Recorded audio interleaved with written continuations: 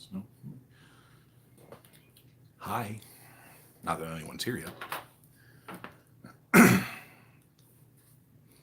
Which can't blame you. We're running late. Swipe to unlock. No, thank you, Netflix. Okay. And can we lock into position here? Undo. Okay. There we go. Okay.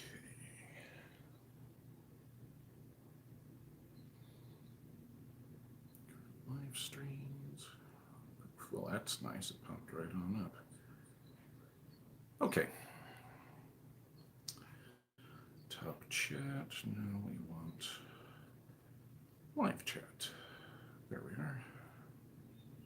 Working. Yes. Good. Hello.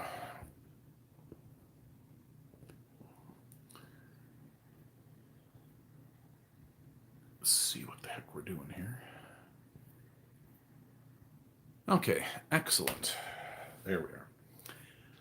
Hi, everyone who's just popped up. Sorry, late start, technical difficulties, runs to store, things of that nature. So, but we're here. So, who do we have? Okay. Oxymoron, hello. Good to see you again. Been a long time, hasn't it, guys? No. Jocelyn, good to see you. Hello, Naomi. Hello, Roses. Sorry we didn't, the same after warning. We had to go to the store and phones and things and stuff and stuff and stuff. So, but thank you. Hello. Oh, let's get settled here. If I can move this just a titch closer. There we go. Except now, of course, we're out of sequence. Where'd you go? There we are. Okay, that looks about right. And shouldn't offend our order sensibilities too much.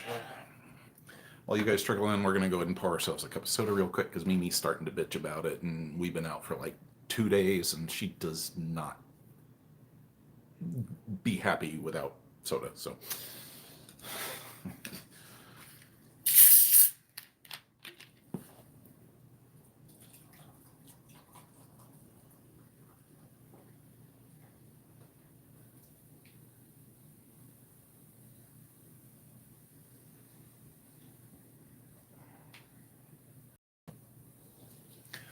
Barcode brand soda, the preferred brand of soda for systems everywhere. Get yours today. Of course, now I'm going to have to put a, well, no, it's a fictional company, right? So I don't have to put a sponsored thing. They're not paying me any money, that's for sure. Okay, soda.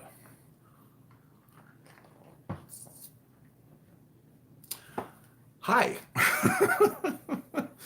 Let's see here. Yes, Naomi, no long time no see. Yes. How's the wrist? It's a little better today. We had it wrapped up in an ace bandage from here to here all day yesterday, and it helped. I mean, it's mostly, it seems to be right in here around the ball of our thumb. Not so much the flexi, but it's like when we go like that, make the mouth noise, or thing, duck, quack, quack, quack. It hurts a little bit, but it's getting better. It was just a mild sprain, and we know how to take care of those kind of things. So, not like we've had a lot of them throughout our life.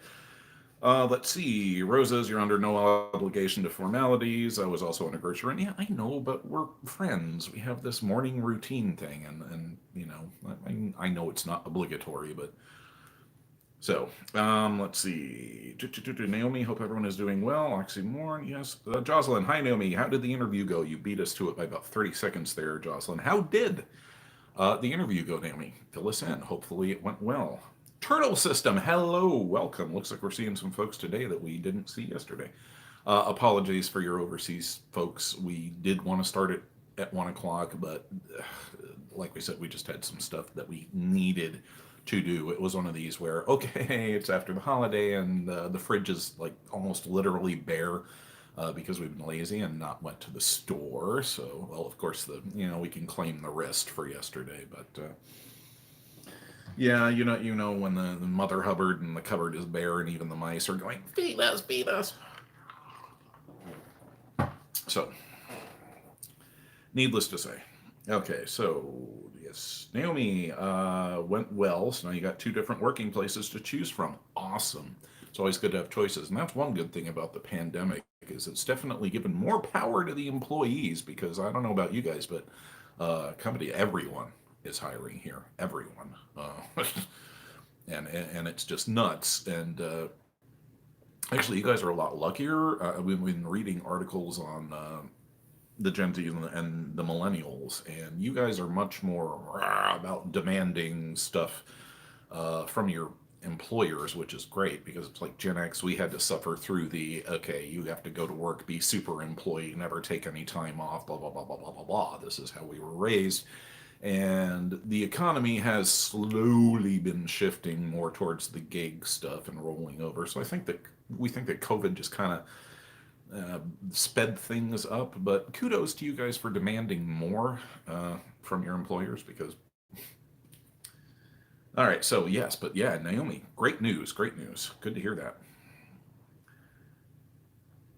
So I was always forgetting the knee in the such a mood. Yeah, absolutely.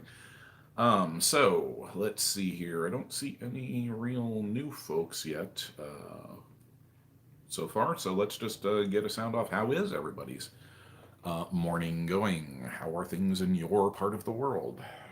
Anything exciting happen? Anything boring happen? Actually, you know what?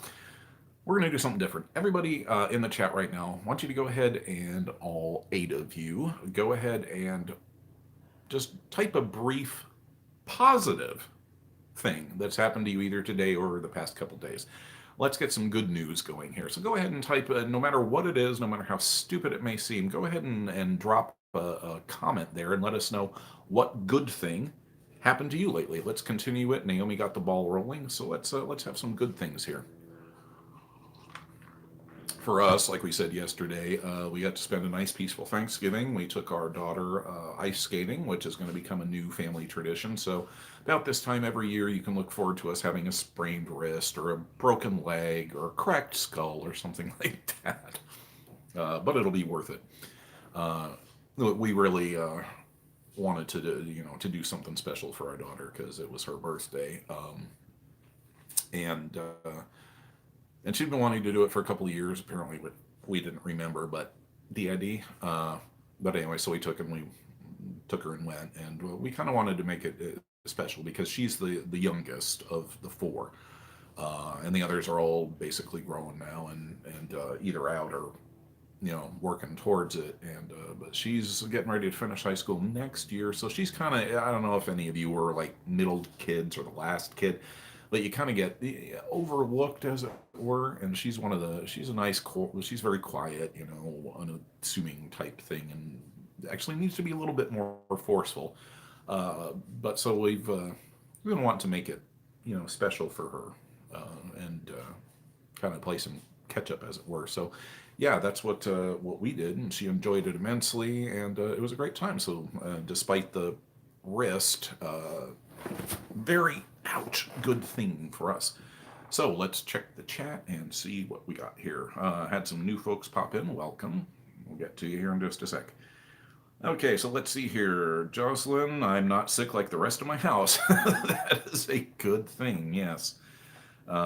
Being sick sucks. Our wife, actually, we hadn't included you guys in on this one yet, but one of the reasons that we've been so quiet this last month is because we had COVID visit our house. Our wife, as we've mentioned, she's a teacher, so it was only a matter of time that she ended up contracting it. And frankly, we're surprised it didn't happen sooner, but fortunately, she had already been vaxxed. Everyone in the house had been vaxxed except for the son that we've talked about, or our oldest, whatever. Well, not our oldest. Anyway, All but one had been vaxxed, and of course he came down with it as well. So we had a double case of COVID going in the house. Fortunately, we didn't get it. We've been fully vaxxed. And everybody, recovered and whatnot, but it kind of made for us, up until about the holiday or so, it made things stressful for a couple weeks because, there's the fear that went along with it. But yeah, being sick sucks. But yeah, so if we've been quiet this month, that's kind of why. So yeah, let's get on to the positive things. So Jocelyn, she's not sick like the rest of their house. We hope everybody does get better and that you don't catch anything. Oxymoron says, it snowed here for the first time this year today. Everything is white and wonderful. Snow is so pretty. It's so pretty. And it's also so cold. Oh my God. We've been living in a warm climate and see snow rarely, but we grew up in a state with heavy, heavy, heavy snow.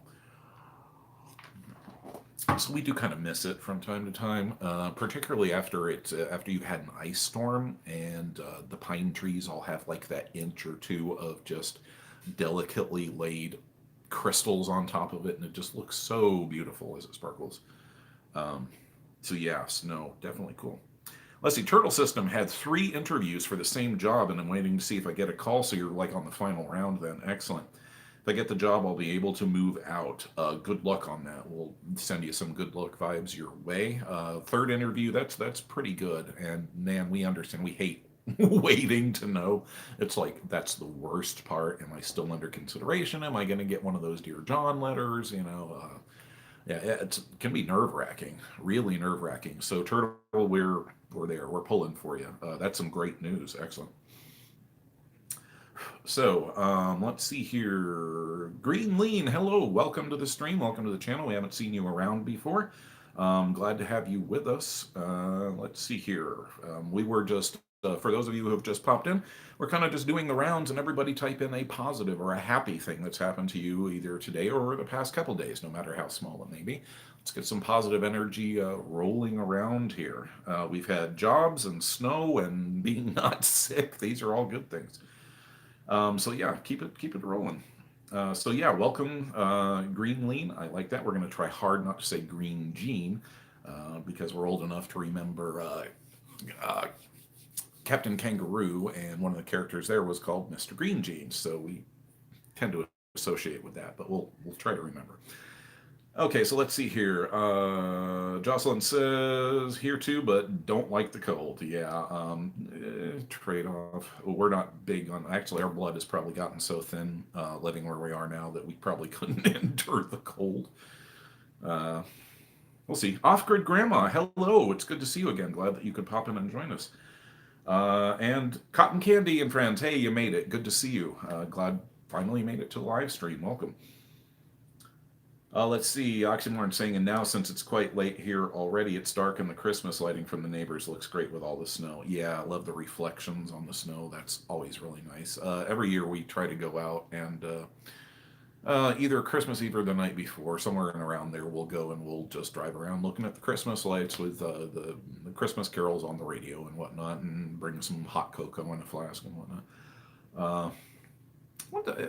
I want to go caroling, to be honest. We want to go caroling at some point again. We used to do it a long time ago. Yeah, let's try not to poke at that particular area in time too hard. But does anybody go caroling anymore? How about you guys? Have you ever had carolers at your house recently? Have you ever went caroling?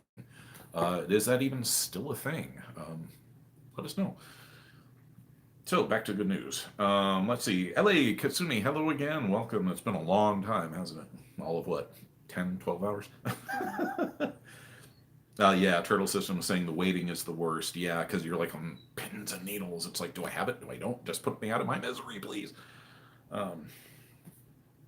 So, yeah. Naomi, I hate waiting in general. I'm not sure anybody really likes waiting, although I have to admit, props to the British, because you guys have made an art form out of queuing. So you have utmost patience. Yes. So yeah, waiting is not fun. Let's see. Elikatsuni, finals are next week, and then school is over for the semester. Going to try for a programming class next semester to be more active with school than I have been. Been about 23 hours since your last live stream. Okay. Yeah, that's great. Programming and coding and whatnot. And as long as computers are going to be around, you'll be able to have a job. That's for sure. As long as you keep up on whatever new language is coming out. I think it used to be C++ was the standard, and I'm not sure what it's been now. It's been forever since we even touched coding. Uh, like forever, like back early days of Windows type thing. So, you guys ever need someone to code an Apple II Plus or an early PC to save the world? We got your back. So, Jay, hey, welcome to the stream. Finally, have enough energy to focus on their studies. Yeah, sleep, food, rest, things like that. You'd be surprised what a good night's sleep will do for you. Uh, know that sleeping can be a challenge for a lot of folks, particularly trauma victims and systems. But we actually slept most of yesterday, to be honest, because we couldn't really do anything with the wrist, and just waiting for our phone to slowly recharge. We're thinking we might need a new battery, but we'll see. We're sitting at 80% here, so we should be fine, and no more sudden cutoffs. Java, that was the other one. Thank you. Okay, so yeah, Oxymoron saying learning Python. I'm not familiar with that one. Two classes I have, Ellie's saying two classes I had to pick from is Java and C++, so they're probably going for C++ since they're relatively the same. Yeah, they'll kind of overlap one or the other. I need to slow down a little bit before we start to glossolalia. Turtle system, sleep is hard for us every day. Hard mood. Yeah, hard mood.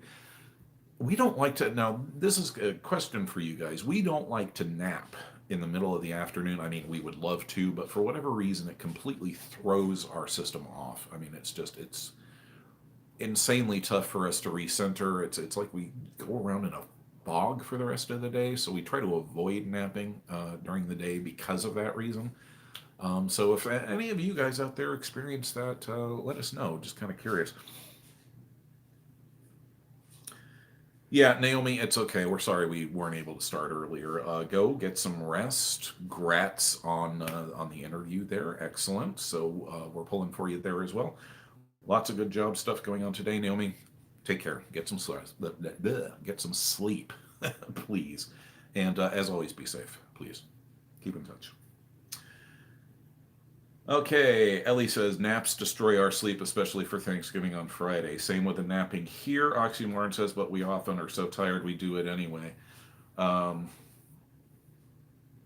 Okay, well, Roses is saying that wife gets stuck in the void when napping. Same. I can't nap either. I always get a headache or feeling foggy afterwards, Greenlean says. Okay, so it's not just us then. Interesting. Okay. Data's in the background going, must investigate this further. Possible episode. it's any interesting fact he'll immediately seize on and have to go find out all about it. So that's interesting. I wonder where the commonality is there. Starry Girl, hello, welcome. Good to see you back. We were kind of hoping that you'd be able to make it back today as well. Ellie's saying, also next September they want to try for a work-study job to get better into doing things and not being home all the time. Yeah, getting out of the house will definitely help. Oxymoron, yes, Data, please do investigate.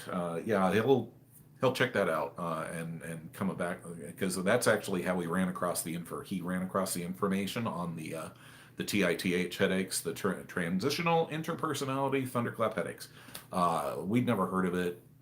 Our therapist had warned us about them, but didn't really have a name for them, and so he went digging, and managed to pull up 2 or 3 clinical PDFs where that was the name that they gave it, dealing with DID patients. So yeah, all these little tidbits, he can generally pull something out.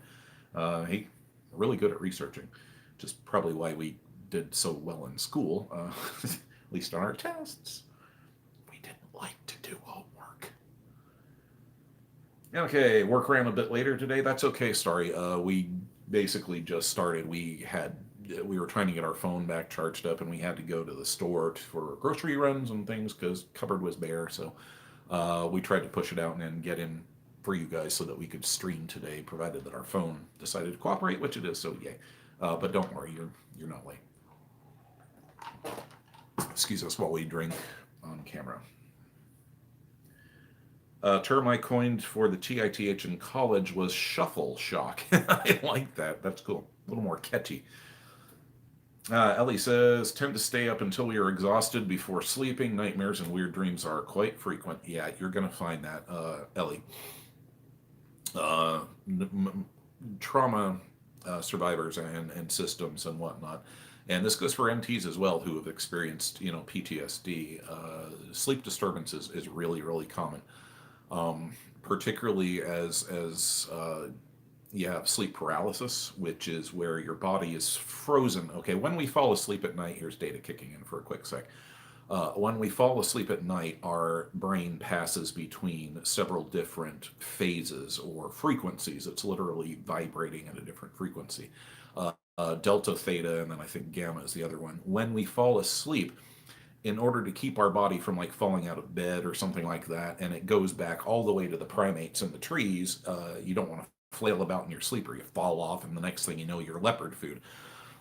What happens is your brain will literally freeze the muscles of your body. And unfortunately with sleep paralysis and also sometimes night terrors, which are not sleep paralysis, but very, very similar, you will wake up and you'll be caught in that halfway in between state where you'll be paralyzed and you may see dark forms or figures, feel a sense of dread, like somebody's standing over you. That's very common. And these actually have been reported all the way back into history. So it's not something new, and NTs do experience them from time to time, but it's much, much more pronounced for trauma survivors and systems and whatnot. So you can kind of expect those.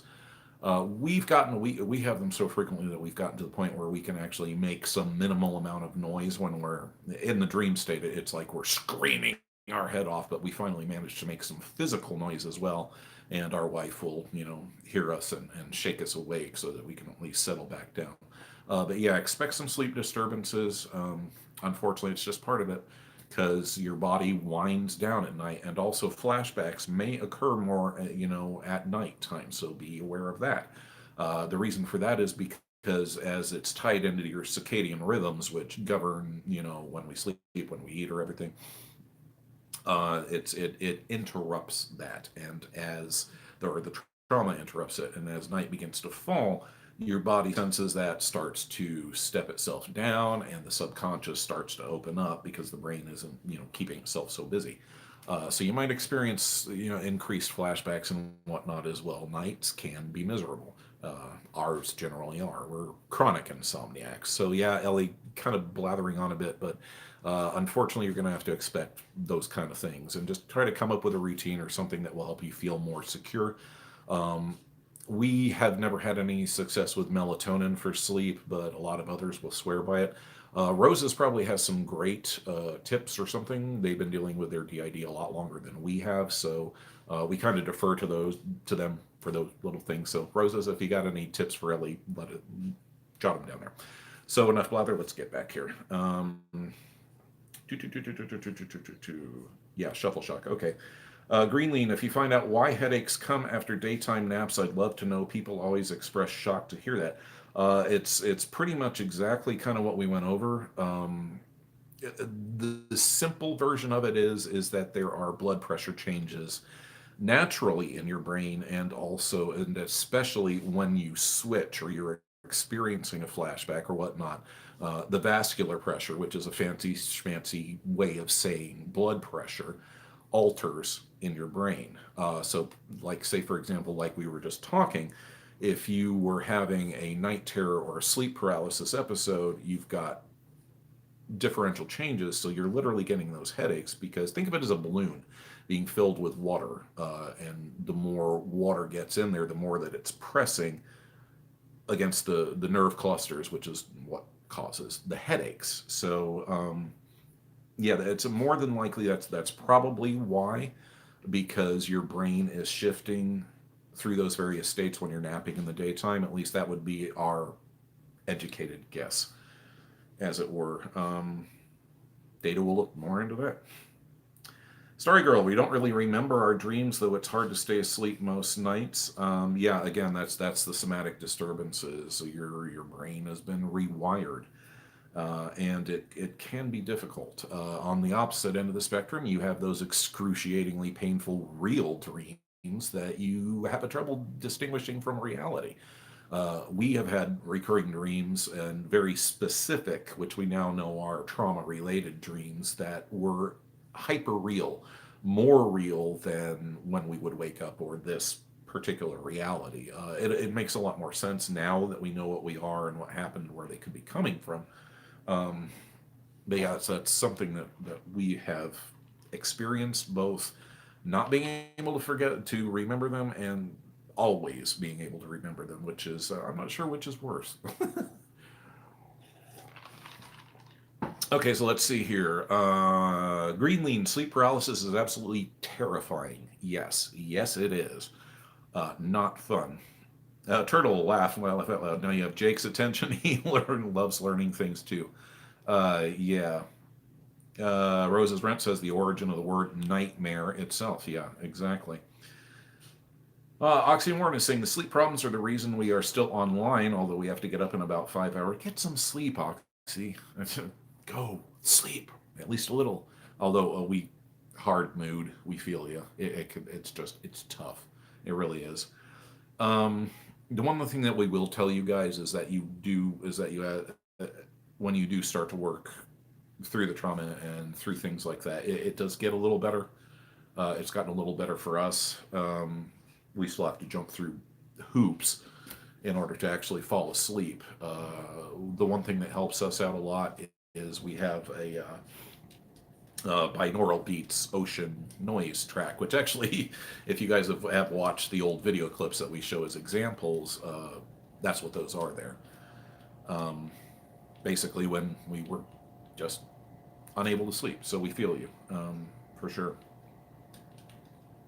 Okay, Ellie says, okay, oh, we have screaming dreams before our abuser. Those were not fun, though usually when we wake up, it's not hurtful, just so confused as to where we are at and what happened. Yeah, absolutely, because your brain is shifting between the various memories and the various states and the natural free association that your subconscious does when we're asleep. That's how our brain cleans itself, as it were. Everything that goes into the subconscious, it starts coming out, and our brain tries to make sense out of it, and it's kind of like sweeping out the kitchen.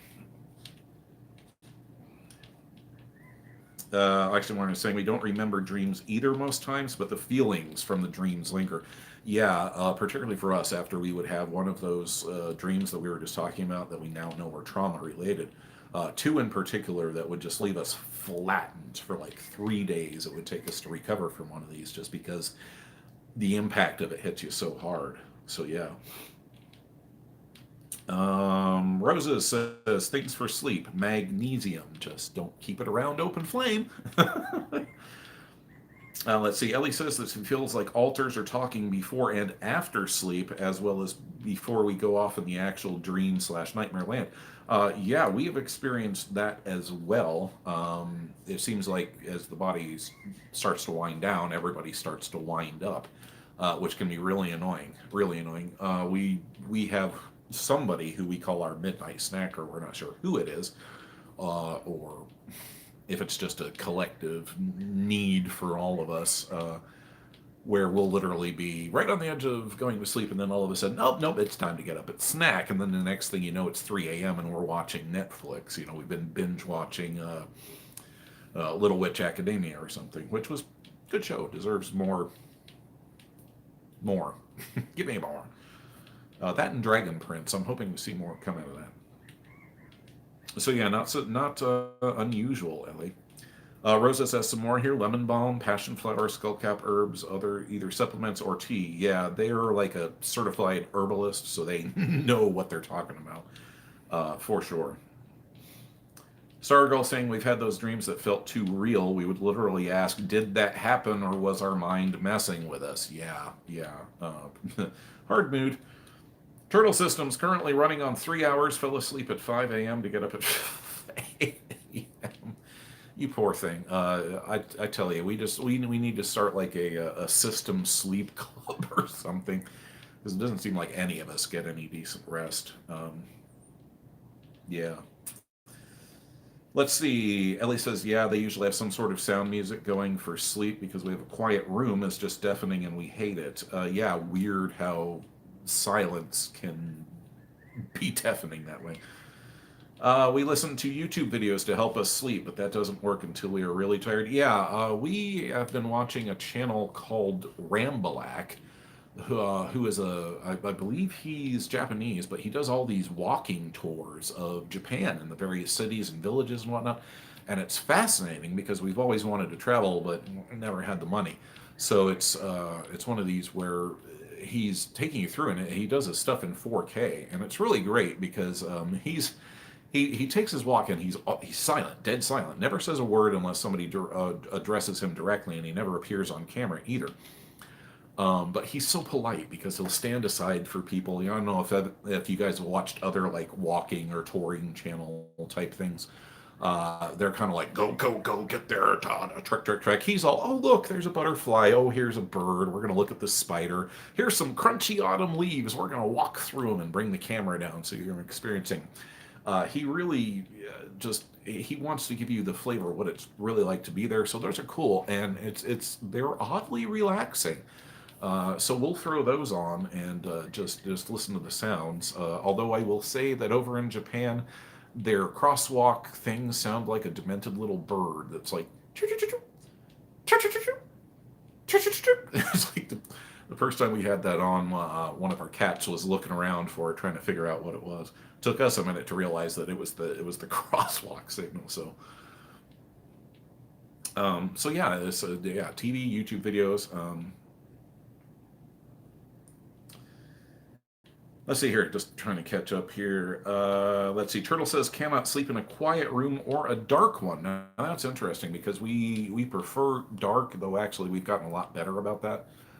When we first got married to our wife, we had to have everything blacked out and the sound and everything on. But we've actually gotten to the point where we don't have the blacked out windows. And having the binaural thing is kind of more of a on occasion thing for us now rather than all the time. So yeah, but white noise can definitely help. LWA is so cute. Yeah, absolutely. And it's ironic because when it first came out, we had caught like the first episode and we're intrigued. And then we got doing something else or it just fell off our list of stuff, our radar, there we go. And we were flipping through Netflix the other night, and turns out our wife had a Netflix subscription for like several years, and we weren't aware of it, so we've been binge watching Netflix to relax. Just got done with Little Witch Academia, and we're working our way through Lost in Space now, the reboot, which is actually a lot better than people gave it credit for. Yeah, okay, let's see here. I knew you were going to call us on that, Roses. Let's skip back ahead. Let's see here. We do the snacking a lot. Yeah, Turtle. And actually, we found out, we do know why the Midnight Snacker is doing it, and it is directly related to trauma because food was used as a control measure in our abuse. And we were only allowed very specific things, minimal amounts of things, and that was it. And if we got anything else or asked for it or went for it, we would be punished. So we believe that what this is it's a holdover or an actual alter that just did that, sneaking food in the middle of the night. It's either that or, which we kind of wonder about if we were actually doing it or not, because it wasn't worth the risk, to be honest. So now we're just wondering if maybe it's like a conglomeration of the repressed instinct to do that. We now know that it's okay, we're not going to be punished or whatnot, so it's kind of like, a starving man that suddenly goes whole hog and is stuck in front of a buffet and can't control themselves. But we are trying to work with said person. We've limited the amount of snacks and what they can snack on, because they'll blow through like a whole bag of Starburst, and we'll wake up in the morning and the wrappers are all over the floor, and we've got a huge stomach ache for the rest of the day because somebody decided to pig out.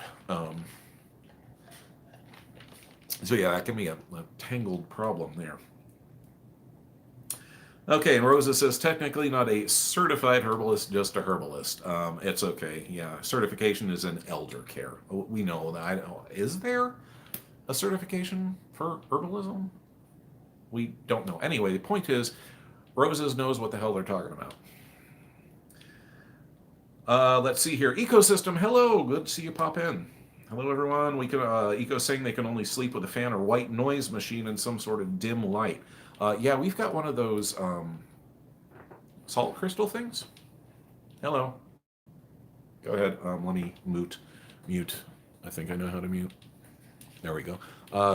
Be right back, guys.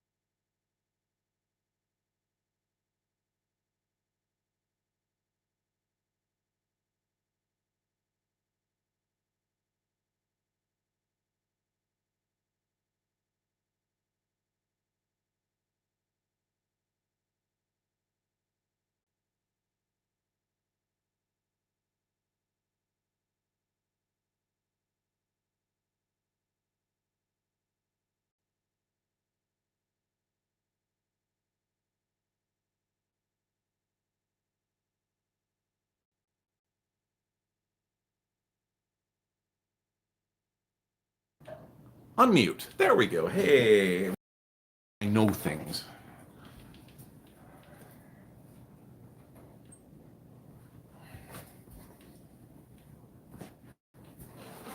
Okay, we are back. Apologize for the interruption. Mrs. Infinity needed to duck in for a minute. And the air conditioning kicked on. Yeah, I know. It's almost December and the AC kicks on. Man, global climate change is a thing, people. Anyway, so back to it. Sorry for the interruption. Let's see here. Ecosystem was saying a fan or white noise machine in some sort of dim light. We've got one of those salt crystal lamps that gives that nice yellowy glow. We've always preferred like kerosene lamps or candlelight.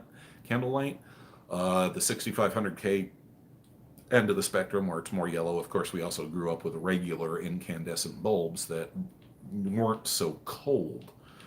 So we're used to the yellow light. And it does help. So yeah, feel you. Ellie's saying Roast Magic was real like LWA. Yeah. Yeah. Be nice. At least that it would work that way. Oxymoron saying their current rabbit hole with YouTube is Randall Carlson. His voice really calms us down and he talks for hours about geology and other things.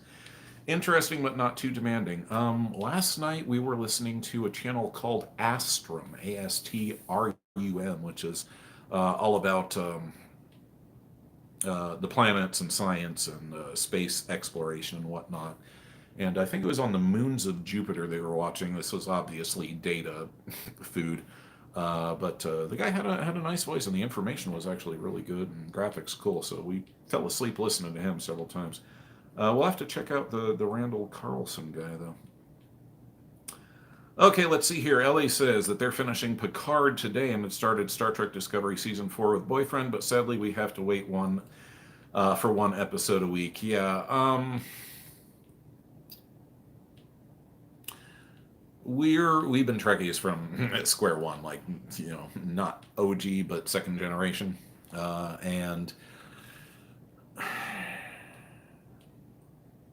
we're waiting to see where Picard is going. We were not impressed with it, what we saw so far. It just it's not hitting the notes for us. We have faithfully followed Discovery from square one, but also there we just the first season was the first couple seasons were a mess. The first was just terrible. The second got a little bit better. The third was probably their best yet. We particularly like I guess Adrian is the character's name. The Trill that's non-binary.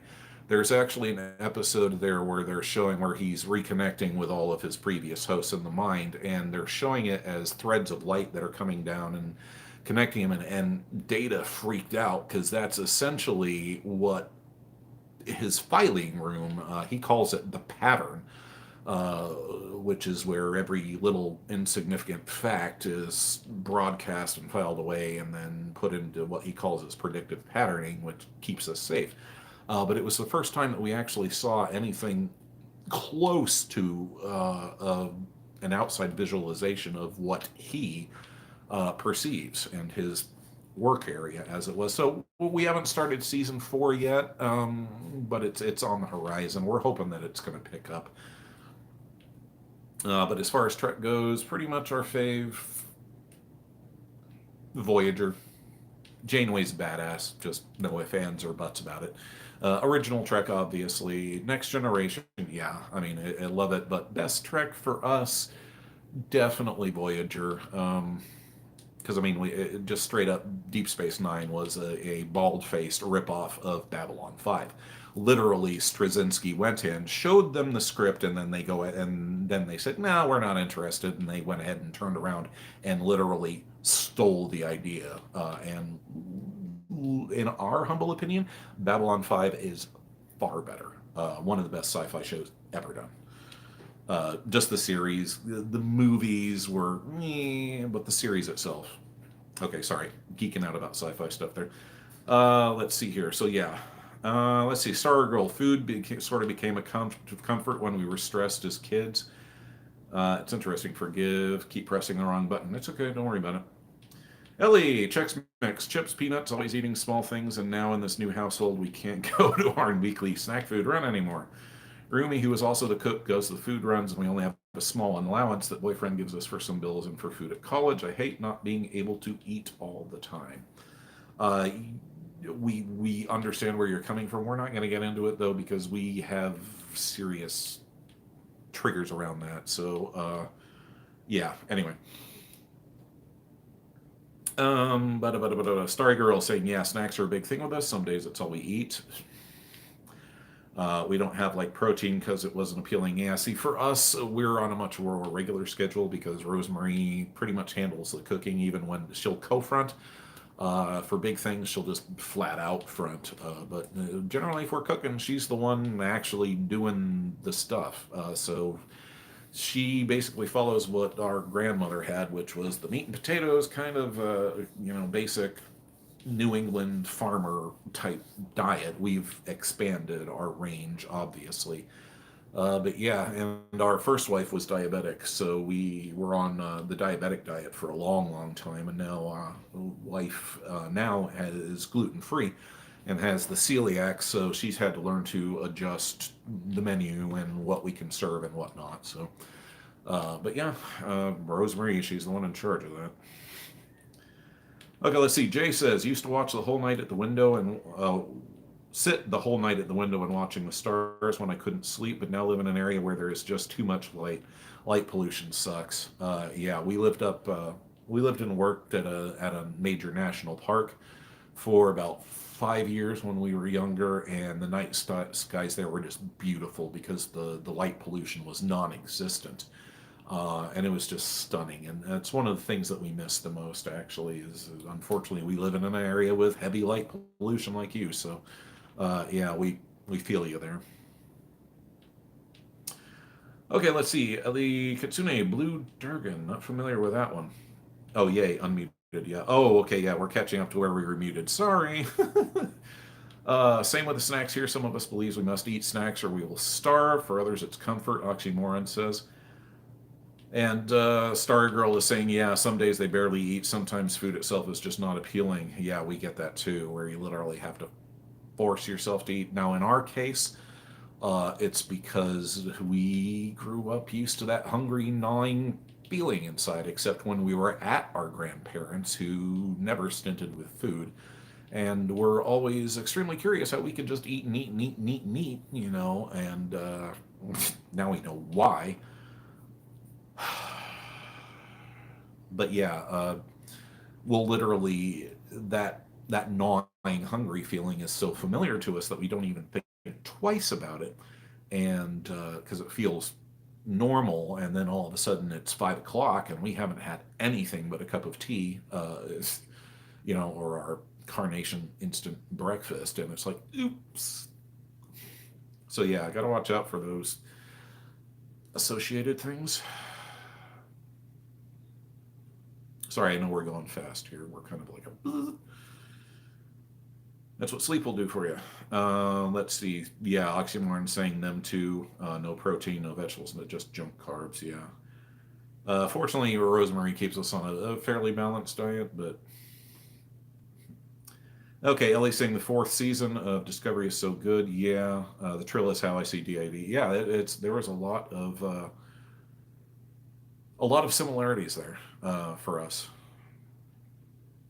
and we'll definitely check that out. Oh my God, Chris likes Voyager. Woohoo, go Janeway. Yeah, Janeway's just a badass. I mean, she is really. I mean, think about it. I mean, it's like, you know, Kirk was. She's about the closest to Kirk as any of them have come. Kirk was more reckless. Overall, I mean, obviously Janeway did some really reckless shit. But she just hardcore captain. She's got it, and she got them all home. And at the end, she had to lose some of her idealism there. But yeah, she did what it took. Did what it took. Got a lot of respect there, and it just had a great ensemble. A great ensemble. And I mean, you know, sorry, male or female, who doesn't want to see Jerry Ryan in a cat suit? You know, it's like, sorry.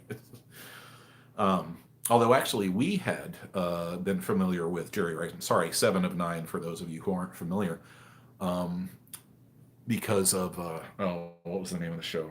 Dark Skies, which was like a UFO conspiracy theory show that was on NBC back in the day. I think it ran for 2 seasons before they pulled it. NBC always makes these great little sci-fi shows and then they just yank them, which sucks. But yeah, Voyager was awesome. Okay, let's see here. Voyager, I think we started, but then we found out something else. Okay. Turtle, back, had to shower. Did you miss much? No, we actually had to take a brief step aside. But we're back. We're just basically talking about Star Trek and Voyager and whatnot. Just kind of chatting.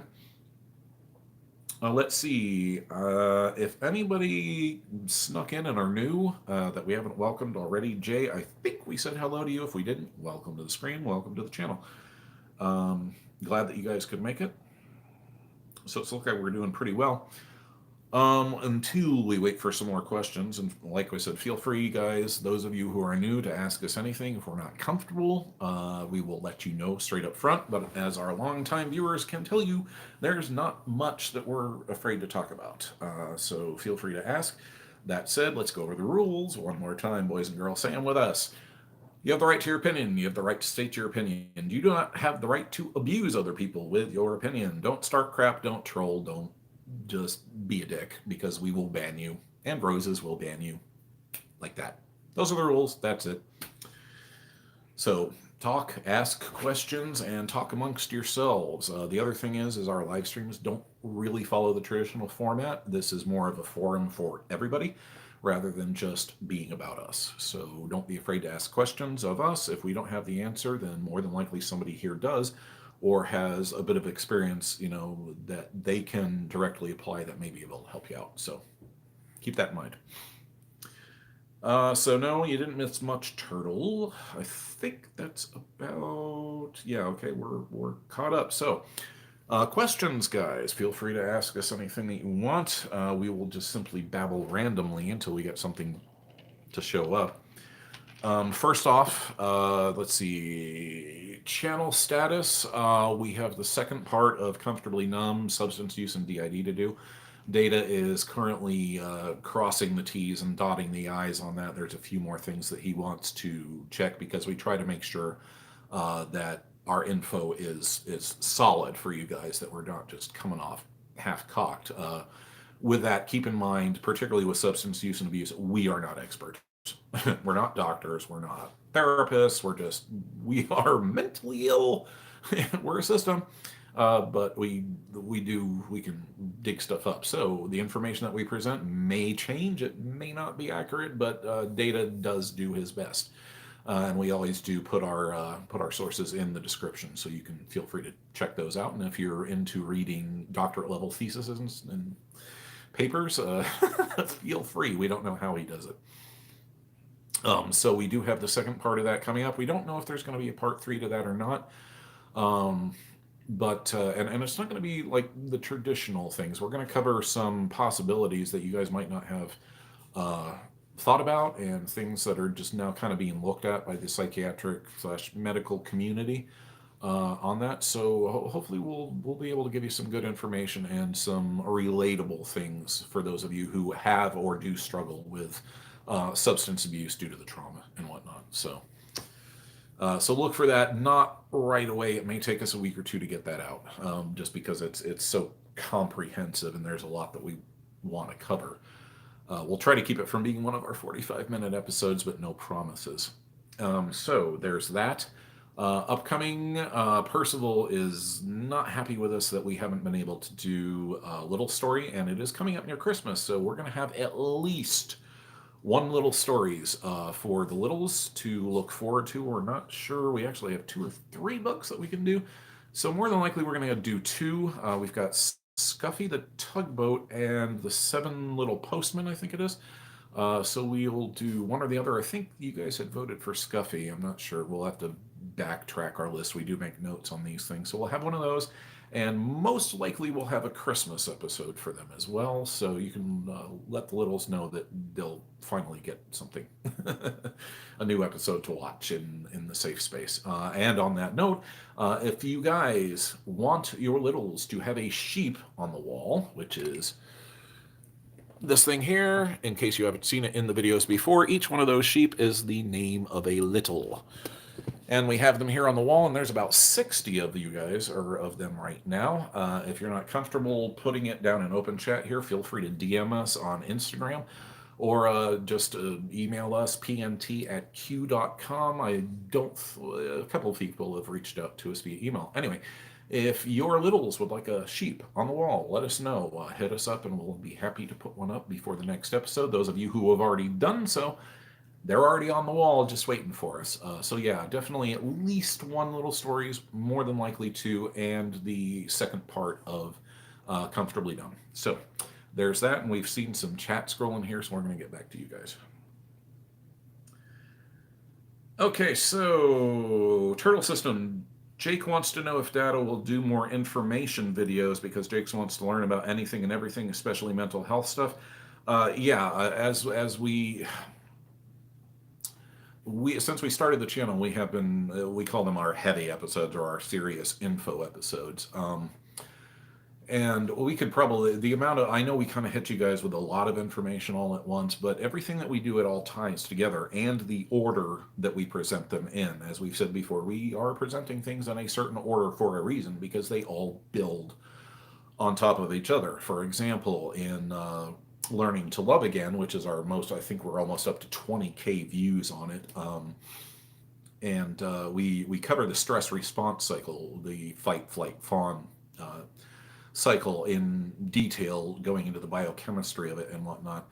And that's the basis. That's basically almost everything builds on top of that. So for example, in part 2 of Comfortably Numb, we are going to be revisiting that, because a lot of what goes on there with the amygdala and the way that it deals with trauma and the fight or flight and the indigenous opioids and things that you guys who have watched it are familiar with, all come into play. And the risky behavior escalation cycle and substance abuse, it all plays in together. So we're going to be kind of revisiting some of the things that we did with that, but putting a new slant on them, particularly for folks who are already familiar with that.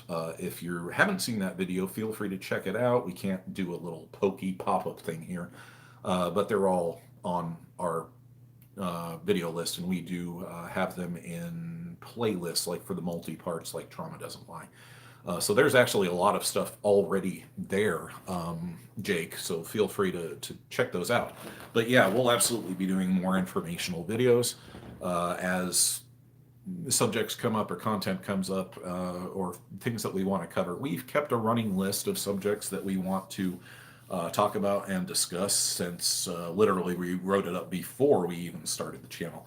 And we've been steadily working our way down the list of those. I think we've still got about half a dozen to a dozen, about a half a dozen to close to a dozen subjects that we still haven't touched on yet, because some of these do build on other things. So yeah, there will be more. But again, caveat, and we put this in the description for all of our videos, and we'll say it again. We are not professionals. We're not psychiatrists. We're not therapists. We are a patient just like you guys. He's good at digging stuff up and cross-referencing and whatnot, and we also draw from other channels and information. And a lot of the information on DID, what there is of it out there, does seem to be repetitive. So we look for ways in which, we can find either a fresh take or something that has been overlooked before. But yeah, long story short, more informational videos coming your way, Jake. And feel free, it sounds like you're kind of like Data, feel free to check out the papers and whatnot that we put in the descriptions, because there's some fascinating info out there. So yeah. Let's see. Okay, so Starry Girl. Okay, we have a little who wants to help in our day-to-day life. We are worried that since she's a kid, she's doing it out of some trauma response. Any advice on either telling her no or letting her? Our immediate instinct would be to let her. The littles, and this, at least in our experience, this holds true for all of the alters to a greater or lesser degree. They just kind of want to help out and do their things. And little things, particularly with the littles, can be very important. Just buying that dollar toy at the dollar store that, all of a sudden you've got this urge, or you hear a voice that's saying, oh, can have that, as long as it's within reason, particularly with helping out around the house. Like, for example, with our grandmother, we always helped in the kitchen, like with Rosemary, and you've seen in the videos, if you're in her kitchen, you're helping out doing something. Idle hands don't exist there. So we were accustomed to helping her out and doing things. So the littles, in our case, although we haven't had this happen yet, might want to go ahead and help dry the dishes or whatnot. So as long as there's no harm in it, pick some innocuous task, something that they can handle, and let them have at it. There's no reason not to. So yeah, I would say go for it and see how it works. As to whether or not it's a trauma response, now that's kind of more of a that's way more complicated, and we can't really touch on that, but we do see where you're going. It might be or it might not be, but yeah, that urge to please, which I think is what you're getting at, we think is what you're getting at here. Yeah, it's very prominent, and it's part of, essentially it's part of the Stockholm syndrome and the abusive programming, because eventually someone will come to identify with their abuser. This happens often in hostage type situations and is pretty well known. So we understand your concern, but in this case, we would say lean on the side of, yeah, let them do it. As long as it's not like cooking over an open flame or something like that, dealing with sharp objects, go for it. Pretty much just treat them like you would any other child. It's you, then let them do it. Okay, so that's our advice anyway. Let's see, I hope that helps, Starry Girl, sorry. Oxymoron says, they have a question. We have been trying to find out how to distinguish between emotional flashbacks and normal feelings. Wish we could help you there. Because so much of ours, and this is where we're at right now in our journey or whatever, is identifying our reactions. And like, we'll be reacting with something, and it's like we'll be talking with our wife, and all of a sudden we'll start to get our back up against about something, and then it's like we have to stop ourselves and go, wait, okay, we're reacting like this now. Why are we reacting like this? How does this relate? And then we'll kind of cast back and go, oh, we're doing this because this is what we were trained slash taught slash discovered would keep us out of trouble to do. Um, so yeah, it can be really difficult untangling the knot that is emotions and whatnot, particularly when you're dealing with flashbacks, because it's all valid. Everything that you're experiencing, it's all valid, and it can be a real pain in the butt to try to integrate all of it. Maybe somebody else has got some better advice for you there, but yeah, um, just really kind of sitting down, and it's tough to catch yourself in the middle of the reaction when you're doing it, because your emotions are wanting, but then you got to train your mind to go, okay, wait, wait just a sec, okay, breathe. Why are we reacting this way? This reaction is completely out of proportion to what the subject is or what the reaction is. Why? Okay, why is this? Did something happen? And then you'll be able to better identify where it's coming from and then control that reaction. And we're working hard on it. Oh my God, we're working so hard on that right now, and we're doing pretty well on it. We feel, but we feel, yeah, it can be tough, really tough. And I wish that we had more solid to give you on that. Dragons, welcome. I don't think that we've seen you on the stream or around before. Welcome. Glad that you could make it. And the sheep are so cool. Yes, that's amazing. They come from for those of you who are not familiar with our channel or just joining us, our channel is a little weird. We don't do things quite like other DID channels. Each of our alters, if they choose to do so, can have a spot or a segment on the show. Early on, Percival, our viewers really liked when he would read and whatnot, and finally somebody was like, you should make a continuing series, or we started to do that, and they were like, okay, and Percival was like, and this ding went on, and so it became a co-consciousness exercise and an exercise for all of us to work together. From creating the construction paper trees and setting up the safe space itself. But we have several different programming. So like Rosemary will do her Rosemary Cooks. The Little Stories is specifically for the littles, where Percival will tell them stories and kind of give a not a moral lesson, but an applicable lesson at the end of it that pertains to DID and internal communication. The whole show is pitched towards the littles, to directly address them to their face. We grew up on Mr. Rogers, and we've had several people comment that it's very similar. They feel like it's Mr. Rogers, and if that's the case, then thank you. Very gratifying. But we are kind of shamelessly taking those elements and using them, because we put a lot of psychology into it behind the show. Particularly because we know that we're not directly dealing with, we are directly dealing with children, but we're also dealing with, it gets tangled with the DID because we're kind of hitting a double audience. Because even though you guys are adults and you're watching this, you're still littles, because you are that portion of yourself at that point in time.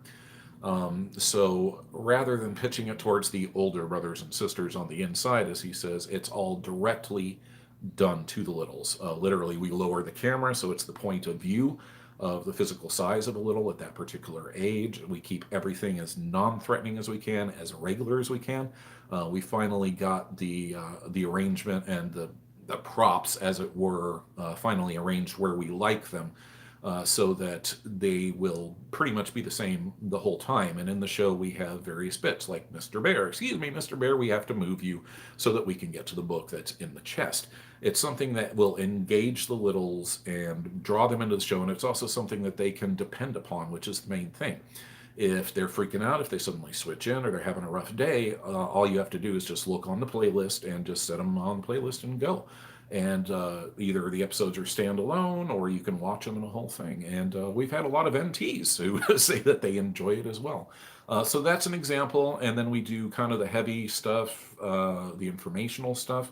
And then we also have our streams. So our programming can seem kind of all over the place for folks, but it's because we're giving everybody else a voice. So a very long blurb about that. But yeah, don't be afraid to explore our content and check out our playlist, because we do try to make it easy for you guys to find this stuff. Okay, so yeah, let's see here. Sorry, backtracking. Yes, so sheep. And thanks for commenting, Dragons. Again, welcome. Turtle System, I know Orc would love the sheep and a few others. Okay, let me grab a piece of paper just real quick.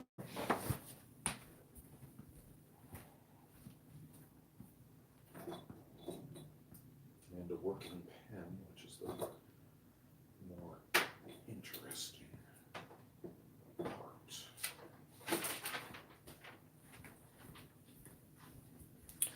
Okay, we have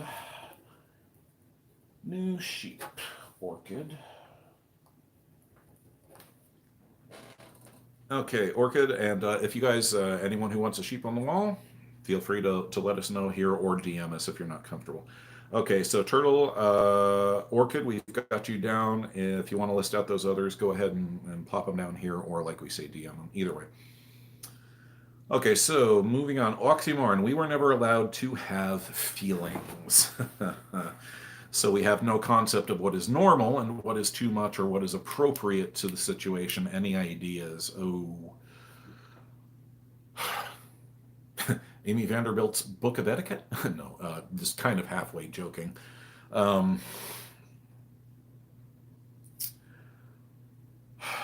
This is tough, and we have alters that struggle with this as well.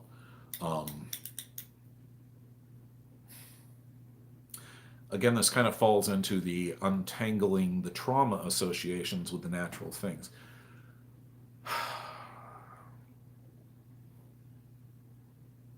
I would say go slow. Just start off. Try to explore what feelings you're having, and you're going to have to do some positive feedback. I am feeling this way. Why? And instead of getting that knee-jerk reaction of, "Oh, can't feel this way. That's bad. We can't feel anything. Head down. Don't respond." You have to go. I'm not a little anymore. It's okay for me to have emotions. This is valid. And this can be particularly difficult with the negative emotions like anger or frustrations or things like that. We may have been taught that they were bad, or we may have been taught that they were normal and this is what we should expect and that this is a normal thing, a normal reaction. And in fact, it's not. But particularly with the more negative emotions, you have to validate your fact that you have a right to be angry. It's like we say, our rules for the stream. You have the right to your opinion. You have the right to state your opinion, but you don't have the right to abuse other people with it. And it's the same way with your reactions. You're absolutely entitled to whatever emotions that you're feeling. When you let them overwhelm you and it starts to impact other people, then you have to kind of take a step back and go, okay, I stepped over a boundary here. And we could go on and on and on. It's tough. Some of the others may have some good suggestions for you, but I would say that the first step, at least it was for us, is first recognizing that we're having the emotions, because you tend to automatically suppress it because you've been taught that. And then going, okay, it's okay for us to do this. It's okay for us to feel this way. In our case, we were never taught to express anger in an appropriate manner. Much like you, we were taught not to have emotions, or to constantly be la la la la la la la la. Oh, we're fine and dandy out in public, and then back at home it was keep your mouth down, your head down, your mouth shut, only speak when you're spoken to, and stay the hell out of the way, be seen and not heard because the adults are talking. Except, of course, when we need you for other things. So yeah. Recognize that they're valid, that it's okay to have them, work through them, and you have to experience them as well. It's okay. It's like with your anger, go punch a cardboard box, or, trash a packing pallet or something like that. Go jogging, try to channel it into something that is appropriate rather than just going all over the place. But also at the same time, cut yourself some slack and give yourself some patience. You are trying to literally relearn trauma-ingrained behaviors that have been instilled in you over the course of time, and it's tough. And it's an uphill battle, and it's going to take some time, but you can do it, and there is hope. It's tough. It's a struggle for us. So just go slow, but realize it's okay. It's okay to feel this way. So I hope that helps you out a little bit there. We're still struggling with it ourselves. Okay, here. Roses is talking to Starry about the little helping. Yeah, exactly. What's the definition of help? Is she asking to do something you don't feel a little needs to do, or is it something like doing dishes or locking doors? Yeah, exactly. Mostly help us relax and be useful. I think I know it sounds strange, but our host is very protective of her and wants to keep her safe, so she worries so something could go wrong and upset her. Yeah, that's all systems I think are pretty damn protective of our littles. We know that we are. What we've come to realize is that we kind of overprotect and don't let them out enough. We try to make Sunday nights, or I'm sorry, Saturday nights, littles time, but to be dead honest, we're still not comfortable fronting as littles around our family much. Generally, only our wife and our daughter. The two boys definitely not, because they're both male, and obvious trauma associations. The littles are absolutely terrified of men. So shit, we had a train of thought there, but completely lost it. But oh yes, protection by the host. So yeah, try not to overprotect too much, like we were saying. And Roses is suggesting just little things. Little things are important. Like with any kid, find something that they can do to their level to be a part of it. Like say, for example, coming up, if you're decorating a Christmas tree, find some plastic unbreakable ornaments, let your littles front and have at it. It doesn't matter if it's not pretty or exact. You can always go back and fix it later. The point is the activity itself, and getting them involved in it, instead of just, okay, you're a precious, hurt, wounded little thing. We're going to keep you in the background because we think we're keeping you safe. In effect, and particularly like with us, it's like, yeah, but we're also kind of self-perpetuating that whole head down, eyes. Yeah, so it can be tough. You got to try to find that balance. And work in progress for us, for sure. Let's see here. Lisa, hello, welcome. Glad to see that you made it. Hi, yes, the heavy episodes share a lot of information. Yeah, we know that, and we've actually kind of considered breaking those up into like multiple shorter segments. But the trouble with that is that you lose the narrative flow, because as you guys who have watched these things know, we present the information in a way where it flows one thing and the other. It's like building blocks, like with the learning to love again. Here's the stress response cycle. Here's what it does in detail, and here's why it does it. And this is what happens as a result of that. Everything ends up tied back together. So we're grateful that you guys do actually watch the half hour, 45-minute videos, even if you have to take them in chunks, and that's why we put up the trigger warnings. But we're kind of trying to get data to be a little more succinct. But anyway, so yeah, we kind of feed you guys with a fire hose there. Sorry about that. Let's see. Okay, so we're talking more about Stargirls and the Littles there. Some good suggestions here. Five Pieces. Hello, Five. It's good to see you guys. How was your trip to California? How was Disneyland? We haven't seen anything about that. Of course, we actually haven't checked your channel in about a week or so. We're sorry. So maybe you posted something about it. We hope that you had a good time, a peaceful trip, and that everybody got to enjoy themselves, particularly the Littles. Disneyland actually can be one of the. We are hoping to go back to Disneyland, or for the first time, knock on wood, go to Disney World at some point, and be able to let the littles out, have some fun. Because if there's one place on the face of the earth, or two places anyway, where it doesn't seem weird for an adult to be acting like a 4-year-old, it's going to be at Disneyland. So, as long as you've got like a companion or something to keep track on you, yeah, we're kind of hoping that will happen, because we'd have a lot of fun. Because we've discovered it's kind of sad on our part. We have missed so much in life just simply out of the fear and the programming. and just being miserable. Even when we were out doing something, with the family or whatnot, we would be constantly looking over our shoulder on high alert. Are we going to be attacked? This is going to relax and fully be in the moment. Uh, is what these things are about, to enjoy yourselves. And actually, this year we've had a great deal of success. We've learned to kind of free flow Kokon.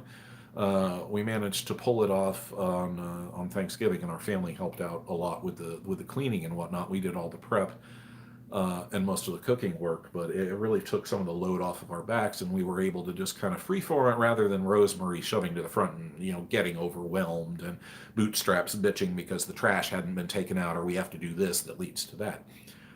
So that's one of the things that we're working on, is trying to let those guards down a little bit and be more present in the moment. For example, the ice skating that led to our sprained wrist/thumb here. That was great. We were able to relax and be present with our daughter and just have a good time like any normal person able to do. So yay, progress. So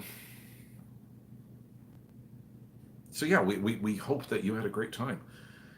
Let's see, Rosa's saying, yeah, my system, our household are firmly against the concept that littles need to be locked away and not presented with normal adult life. Yeah, exactly what they said just right there. Let's see here. Yeah, Oxymoron saying, Starry Girl, can you take her by the hand, metaphorically speaking, and let her help like you would let a real child help without too much responsibility? Yeah, exactly. Um, Five Pieces Nine says, sorry we missed yesterday, got 3 vaccines on Friday, and it took a toll on us. Wow, that's a heavy-duty arm juicer there, but good for you for getting vaxxed. And don't worry about yesterday. Our phone died like just as the stream was really kind of getting going. Just battery just dead. So we started back up again today. So you really haven't missed much. We're just kind of been all over the place talking about this and that. Okay, so M wants to know any tips on not puking during therapy. Oh, M, we feel you. Yeah, we've puked several times in therapy during flashbacks. It's just, and we asked our therapist about that actually, and she's like, yeah, that's because your body is processing the response that it couldn't do when the trauma initially occurred. It's been shelved, as it were. So when you go back into that, either in therapy or via a flashback, which is more or less what you're doing in therapy, just under a controlled environment, as it were, your body is experiencing all of the reactions and whatnot. We could give you specific examples, but we'd have to put a heavy, hardcore trigger warning on it. But yeah, that's why you're puking up. And as far as tips to not do that, it's basically learning to eat the elephant a bite at a time, like not to go whole hog into therapy on something, just eat it small bites, or and this one's kind of a little bit harder, is how to put this. Free floating a part of you to I can't put this into words. It's another one of these things where if we could stick you inside here for about 2 seconds, you'd get it. It's like paying attention but not paying attention. It's like almost letting your mind glide over it. But the easiest thing would just be to kind of take it easy and not fill up on food before you go to therapy or have these things, because yeah, but basically our therapist was like, your body is now reacting to all the things that it wasn't able to at the time. And yeah, we have had it where it all comes up from our toes, along with other less pleasant things. So don't be surprised if that happens. Unfortunately, it's just kind of one of these things that you're going to have to ride out. Hopefully maybe somebody else will have a better helpful thing. Now there's a thought. I wonder if Dramamine might help. Motion sickness pills. This is just data throwing a random thought out. don't know. We'll have to look into that. But yeah, sorry, we feel you. Don't eat, sip tea. Have some tea at hand to number one, wash the taste out of your mouth, and two, to kind of calm you down. Mint works really well because it also has the odor, and that's another thing that can help, particularly during therapy if you're not familiar with it. If you don't have a grounding box or grounding bag, you can create one. A grounding box or bag is something that contains objects to help you ground. Any like a squishy ball or a rock or something like that. We've got little brass weights in ours that we use as a little game to help bring us back mentally after a hard session, to get the brain kicking into gear again, because heavy duty trauma can have bad effects on your brain. There were a couple of times when our therapist was very concerned and stopped the session just simply because she was afraid that we were going to throw a clot, throw an embolism, and do neural damage. And after several of our heavier sessions, she would tell us, okay, here's what you're going to do for the rest of the day. You're going to go into bed. You're not going to do anything else. You're going to rest, and you're going to eat this and whatnot. And we would dutifully follow her, for the most part, because she knew what she was talking about. Yeah, it's rough. It's rough. It does get better. It does get better. So yeah. Hopefully that'll help you a little bit, Em. Okay, Starry Girl, interesting. Not puking. Hum. You can't throw up if you're humming, and if you do, bring a bowl bucket. I have never heard of that. We've never heard of that. And you know what? The next time we're feeling nauseous, we're gonna start humming and get back to you on that. Let's see. Sheepies. Hello, Orchid. Yes, we're gonna have a sheepie for you. Okay. Got your name down right here, and as soon as we're done later today, we'll put a sheepie up on you, so you'll be able to see it in the safe space when Percival tells you your next story. Okay. All right. Okay, so Rose is saying, Ray, difficulty determining emotional flashbacks from normal emotions. Yeah, journal. Journaling, either video like we were doing at the beginning of our journey or via paper, can be very, very helpful. Very helpful. Their Majesty, hello, welcome. If we know you under another name, let us know. We don't think we've seen you on the streams or around the channel before. Welcome. We're glad that you were able to join us. Percival is so wonderful. He deserves the biggest hugs. Thank you. We'll let him know. Without making him get he's a bit of a Poppin' J. Preen, and well, as you guys know, he has a good heart, but can be a little nose in the air. I don't know. He's sleeping, and I don't want to wake him up. Let's see here. So thank you for that. Yeah, Roses is talking about journaling and how writing out when, how, why a big emotion happens can lead to a moment of free associate clarity in retrospect. Yeah, get it down on paper so that it's there and not just kind of hanging out. Okay, let's see. Ecosystem. Anne loves Percival stories. I think we've already got you, Anne. Yes, we do. We already have Anne on the board. Well, not the board, the wall there. We have sheep for them. Such a pity that our littles do not understand English. Yeah, unfortunately, there we can't help you because we're bilingual to the point of where we can ask for the bathroom in Spanish, but that's about it. Unless you want to talk in Latin, in which case we'll turn you over to to Data. We probably know more Klingon than we do any other foreign language. Kind of sad there. Yeah, M wants to know about the humming. How does that work? We don't know. Ask Starry. I hadn't heard about that before. We have had several, and actually, if any of you guys who are foreign language speakers, if you want to do up subtitles for our episodes, feel free to. I think that we've unlocked that to where you can just upload them, or there's some type of a particular file format that you save it in. Look into it. We'd be happy to include subtitles on our stuff. Unfortunately, we're not linguistically capable that way. Okay, so Stargirl is saying that humming suppresses the gag reflex. Interesting. We are going to have to try that every time we write. Okay, Oxy is saying every time to Roses, every time you try to write it out, it happens again. No way for us to get it on paper. Okay, Oxy, try video. Just try doing a video thing where you just kind of sit in front of the camera and free associate. Don't worry about switching. Don't worry about going into it. Just get it down. It can be a little shocking when you go and review it later. That was actually the first way that we saw a switch.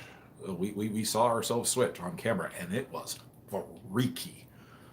Oh my God. I mean, it was only for a brief like that, in and out, but and actually we've reviewed those, and we can now actually tell when we're starting to switch into things. Actually, towards the in the last one that we just uploaded, Comfortably Numb, at the very last bit there, you can actually see we actually started to switch into Christopher. He started to come towards the front, and there's actually more after where we cut off, where he starts to fully front, basically. So yeah, it can be a little weird, so just keep that in mind, but try video. It works. Anna's already on the wall. Can we add Finn, please? I don't think that we have Finn. No, we do not. We have Freak and FTM. We will put Finn. That is with 2 N's.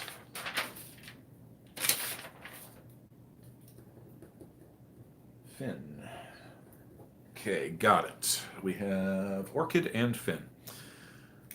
Okay, yeah, okay, Stargirl saying exactly. Voice recording or video just to look at later, say it rather than write it. Yeah, exactly. Everybody, we'll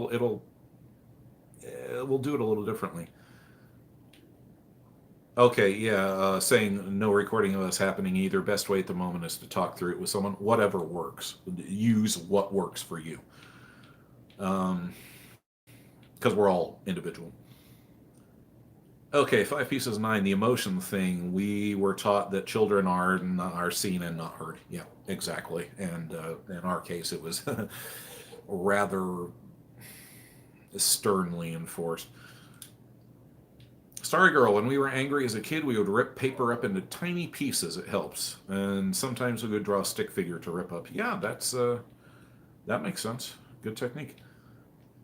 Hey, yeah, you guys we're kind of catching up here. Recognizing is the first tough part, then recognizing what that feeling is. We almost never go overboard in the outside world. Instead, we shut down or go against ourselves. Next thing we have to learn to get some of it out. Yeah, because we're taught to repress. We're taught to repress it. You don't talk about it. So give yourself some credit. You're fighting against that programming, and it's so ingrained that we're constantly finding things that were stuck into us that we never realized. So yeah. Okay, Ellie's saying that they're scared that boyfriend doesn't believe us and that he's just letting us look dumb without telling us to stop. I'm fearful of letting the littles out because it is an uncertainty.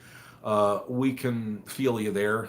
Here would be our advice. I mean, not knowing your personal situation, but from our personal experience, don't project.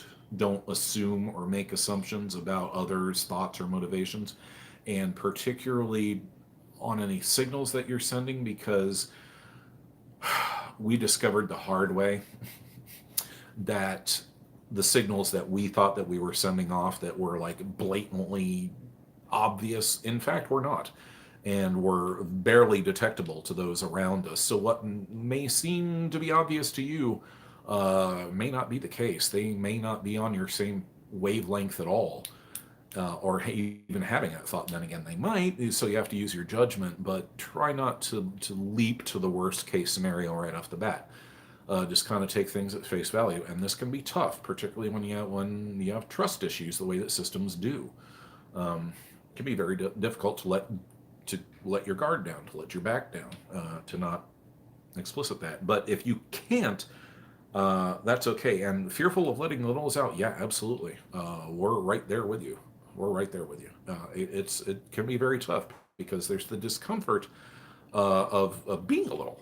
It's weird. It's really weird. As adults, we're taught, oh, don't act like a child or things like that. Don't do childish things.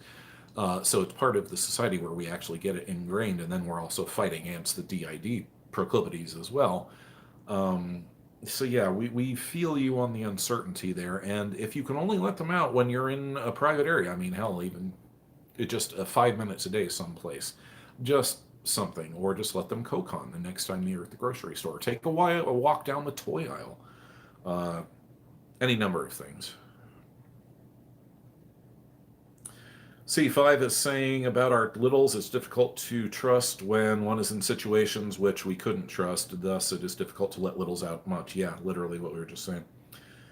Let's see here. Ecosystems asking Ellie if they've spoken to their boyfriend about it.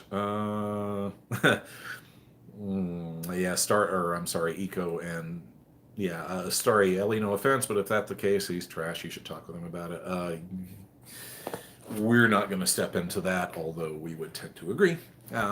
It can be tough. Dealing with relationships can be tough, and unfortunately, it is the truth that, and studies have shown this, that there is a high percentage of people, of trauma survivors or folks who have grown up in abusive relationships, going on to find another abusive relationship and get in that because, believe it or not, that has become our comfort zone. It's what we associate with feeling normal. And so even when we're out of the situation, we notice that we do this as well. We will try to pick a fight or cause an incident, and we don't deliberately do it. And it's only recently that we've caught ourselves within the past year or so that we realized that we were doing this because we were trying to replicate what was normal for us, which was all the strife and the abuse and the negativity and the toxicity in the household. Because that's what we were used to. It was normal to us. So unconsciously and subconsciously, we've been trying to replicate that. Fortunately, we avoided because we are so insular and so covert and just frankly, the anxiety. We never really got into relationships where that kind of abuse would be a problem. In fact, it's kind of the opposite side where we're finding that we have displayed and done some emotionally abusive things. Not physically abusive, but we have, particularly in fights and whatnot, our wife clued us into, we will go ice cold and just shut down completely. But we kind of use it as a wall and as an offensive weapon as well. It's the classic, if I don't think, if I keep everybody away, I won't hurt. The trouble is that we're cutting ourselves off from the support, and people stop trying. You kick somebody in the teeth one too many times, and they're going to stop trying. Doesn't matter whether you're doing it deliberately or not. So that's something to watch out for. Yeah, so it can. Getting into an abusive relationship is not all uncommon, but if they are abusing you, yeah, get the hell out. But it's tough. This gets tangled, and we're just giving advice and personal experience. So yeah, 5 pieces of 9. Disneyland, yes, many were admitting a low intensity of anyone could expose us to COVID, thus the energy was different. Yeah, but hopefully you did have some fun. Ellie's saying, and I know that we're catching up from the current chat here. Let's see. Ellie says they believe they talked with him, but the fear is still there. He said that he loves all of us and that we're free to come out whenever. Guess it's just a trauma response or something. Yeah, like we've just been covering. Cut yourself some slack. Yeah. Yeah, being told to act normal, Starry Girl is saying, for a long time can have that effect. Yeah, it gets so ingrained that you don't even know. Yeah, therapy anxiety before even starting is so bad. Oh, Lord, we were a nervous wreck the first couple times. Oh, man. Frankly, we went in expecting to be put into a padded room. Turns out that didn't happen, and like 90% of our fears about therapy and everything were just completely wrong. And unfortunately, I think a lot of it is due to the media and the way that they portray it, which is unfortunate. Because it's not like that, or at least doesn't have to be like that. If your therapist, no. Yeah. Let's see here. So, let's see. Yeah, okay. Ellie's saying, yes, he's referring to the boyfriend, much more amazing than anyone we've met. So probably it isn't his fault, but our own trying to continue to be locked up when we were actually safe. Yeah, and it can be very frustrating for loved ones who are supporting a DID system.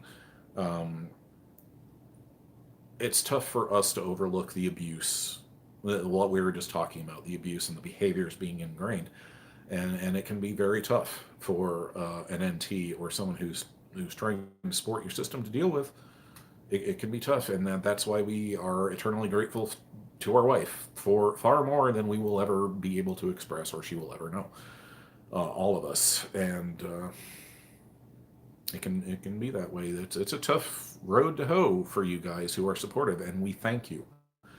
Wholeheartedly support you for being willing to do that and being loving enough to do that. So thank you guys, because it's tough. We live in hell, and you guys are the rocks that we cling to. You're the bright spots in our universe, and we would literally be lost without you. which sounds terribly codependent, and can become that way. Uh, but yeah, we'll just back to the questions. Chris, you're trying to describe dissociation, roses. Yeah, we're not sure where we were at on that, but you're probably right. Basically seeing it but not be in it like a movie. Yeah, okay. Let's see. Their Majesty says, I hope this is okay to ask, but has anyone else dealt with stomach/body pain because of the stress and it keeps going even though you're safe and an adult? Now, yes.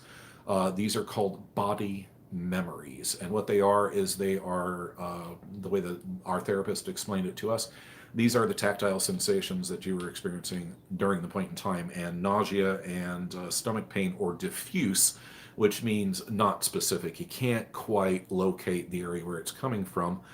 Pains or aches or things like that, feeling sick to your stomach, right around your abdomen, cramps, constipation, things like that, feeling that somebody just punched you in the gut, but nothing particularly happened. Yeah, absolutely. That totally happens. It's a callback to the trauma. It's a callback to the trauma, the direct callback, because your body, as well as your amygdala, locking those memories and that recording and that moment of time away, it's also locking away all the bodily sensations. It's all there. But it will come out, it'll come leaking out. Essentially, the body memories are kind of like the body flashback, coupled with the mind. But I think you can see where we're going. But yeah, that's not uncommon at all. Not uncommon at all. We get it all the time. In fact, the body memories have been some of the worst things for us to work through, because they are so overwhelmingly, yeah, it's rough. It's rough. So yes, that is usual. And Their Majesty, you can ask anything that you want. Run through it one more time, because we know that we've gotten some new folks in here. We have a very open live stream. This is more of a forum where everybody shares their experiences and questions and helps each other.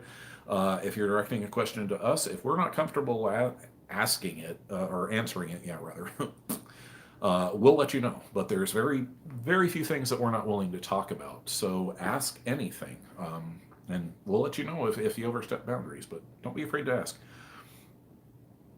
Okay, so let's see. Ginger is an anti-nausal. Roses is saying yes. Ginger candy, yes, we can attest to that. Let's see here. 5 pieces of 9 is saying our thoughts on the throwing up. Chris said, it is the body doing what it wasn't allowed to do at the time. Thus, if the body is allowed to, then it can perhaps process, release that segment. Yeah, that's exactly what it's doing. And actually, as you go on and you work through that particular episode, the frequency and the intensity of the body memories will decrease overall, or at least it has for us. But we'll still get hit by them. You're still going to have them, and they're still going to be there, but at least you'll be better armed to deal with them. Knowledge, just having the knowledge alone of what is happening to you and why it's happening to you, can help tremendously, rather than just shooting in the dark like most of us have been doing our entire lives, trying to figure out what the hell's the matter with us, and why we aren't the other people, and never knowing exactly, or like other people and not knowing why. There's so much everything. It's like there are days when we're just like, is there nothing? Is there no part of our life, no part of us that has not been touched by the trauma, that has not been embraced by this disgusting, oily, black thing? And it can be tough. It can be very tough. So yeah. Anyway, yeah, you're absolutely correct. 5 pieces. It is allowing the body to process it. It happens whether you're going to allow it or not. But yeah, exactly. You're dead on the nose there. Let's see here. Cotton Candy wants to... Okay, yeah, sorry. Skipping a bit here. Roses is saying, yeah, to Their Majesty, it's a fairly universal response to trauma as an adult. Chronic pain is a neurological response to trauma and dissociation and can be hard to treat. Yeah, exactly. Okay, Cotton Candy and Friends wants to know, Chris, what are sheepies? I think I know. Are they for littles? How many are allowed per system? The sheepies are these things here. They're sheep. Each and every one of those, and there's Bo Peep down there in the corner. Let's see, I'm trying to hold this with the tripod, but each one of these is a little. Or a neurotypical. We do have a few neurotypicals on there, and some we've got a whole systems, like we have the God's Angel system. I think there's another one on there. Got our glasses off, so we can't really see, but those are sheep for the safe space and the littles. So it helps to make them part of it, to feel connected to it, and that stability is something that we're working very hard to provide for them because it's something that we didn't have when we were those littles. So putting their names up, if they're comfortable to do it, helps to directly connect them to that safe space and to the programming and to the stories. So that's what they're allowed. And as far as how many are allowed per system, as long as it's not like 300, we've got about 60. But yeah, absolutely. You're more than welcome. Just give us a list of names and we'll get them up there. So no real limit. And, let's cap it at like 50 or something. But, don't worry about that. Biscuit, hello. Good to see you. Glad that you could stop in. Don't think we've seen you. Well, no, wait. Have we seen you before? We're getting a memory niggle, but if not, welcome. Glad to see you. Welcome to the stream. Let's see. Okay, yeah. Roses is continuing on the stomach and the throwing up, or sorry, on the body pain. Science says chronic pain is your brain continuing to fire pain signals long after any actual injury is healed, like phantom pain after an amputation. Yeah, our first wife was an amputee, and she used to get the phantom pains all the time, and she would suffer from them, and there was nothing that you could do. Although actually physically, we did actually find something that would work in which we would take a TENS unit, which is the trans electric neural shock. It's those little devices that make your muscles go ding, ding, ding. It's like they used to be prescription only, but now they're like used for sports stuff. And actually sticking one on the end of her stump and then one farther up the leg would actually help to eliminate the phantom pains because it was essentially completing the electrical circuit.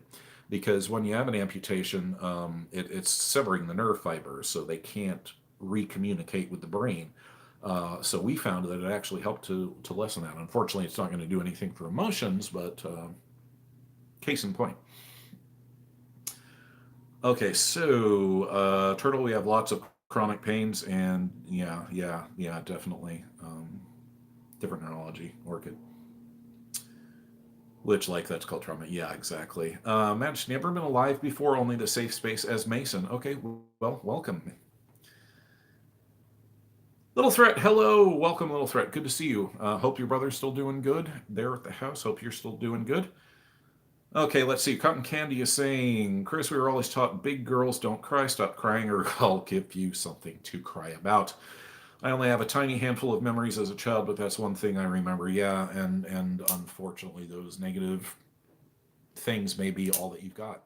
We got that exact line more than once, especially that I'll give you something to cry about. Yeah, that hits hard. Yeah, it's tough, but you have to you have to remember you're an adult now. You're in control. You don't have to believe that anymore, and it's tough because it gets ingrained.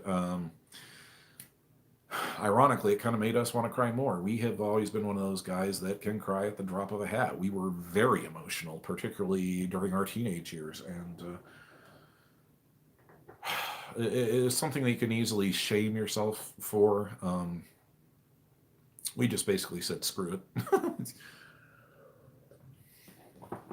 Hello? Okay, hang on, guys. Got to meet you again real quick. We'll be right back.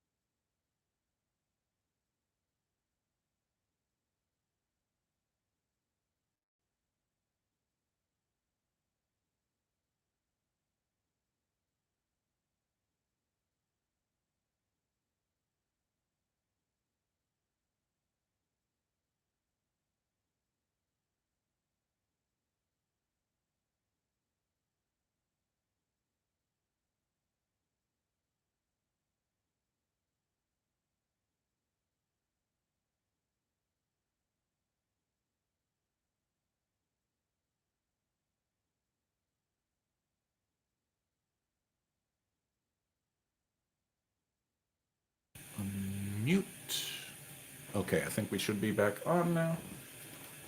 Yeah, doesn't show that I'm muted. Okay, sorry for the brief interruption. Okay, let's see here. Okay, sorry, I need to backtrack here real quick. Um, okay, so yeah, we were on to cotton candy. Yeah, we feel you. We feel you. But it's okay to embrace your emotions. It is. It's okay. So remember that. Okay, ecosystem's going to get dinner back later if it's still going. We'll probably run it for another, I don't know, maybe another half hour, 45 minutes. We'll see. Maybe we'll get an hour. We're doing pretty good here. Ellie says, saying toy owl, saying toy aisle gives happy feels. We can barely say it, but yeah, definitely. It's we always get that ooh tug from the littles. Turtle system, you love toys, Orchid. That's good. Now, Orchid, is it okay that you're up front? Is it okay with your older brothers and sisters? Got to remember to share, hon, okay? Okay, Oxymoron saying they're having a discussion about the recording. Perhaps we can do it if it's just for us to see. Yeah, that's what we did with our initial ones. We never expected to show them to anybody. That was back before we even started the channel. We were just doing it. Well, I don't know. Data wanted to do it, so there it is. Have to think about a way to save it safely. Thanks a lot to all of you for your help. Yeah, Google Docs, if you don't have a flash drive or something. And yeah, anytime, Oxymoron. Let's see. Yeah, same feelings from Their Majesty. So it would work. We used to do that so we could talk to each other back in the beginning of finding things out. Yeah.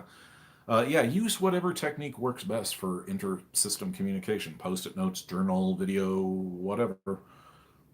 Hell, you could get those magnetic letters to put on the fridge and leave yourselves messages. Okay, let's see. Ellie says, so far you have 3 recordings of sister members talking, but we don't have anything for showing us switching from one to the other. In our case, it was just because we were recording at the time, and it really took us back. We really had to go back and look at that particular segment and clean up the audio to see exactly what was being said, because it was just a in and out. And we showed it to our therapist, and she was like, "Yep, that's a switch," and I'm really surprised that you caught it. It's like it's kind of blatantly obvious, but yeah. Okay, so let's see here. Yeah, so switches can be. I mean, I know the big thing is ooh, switch cut on tape. Most of them are. Um, yeah, and anyway.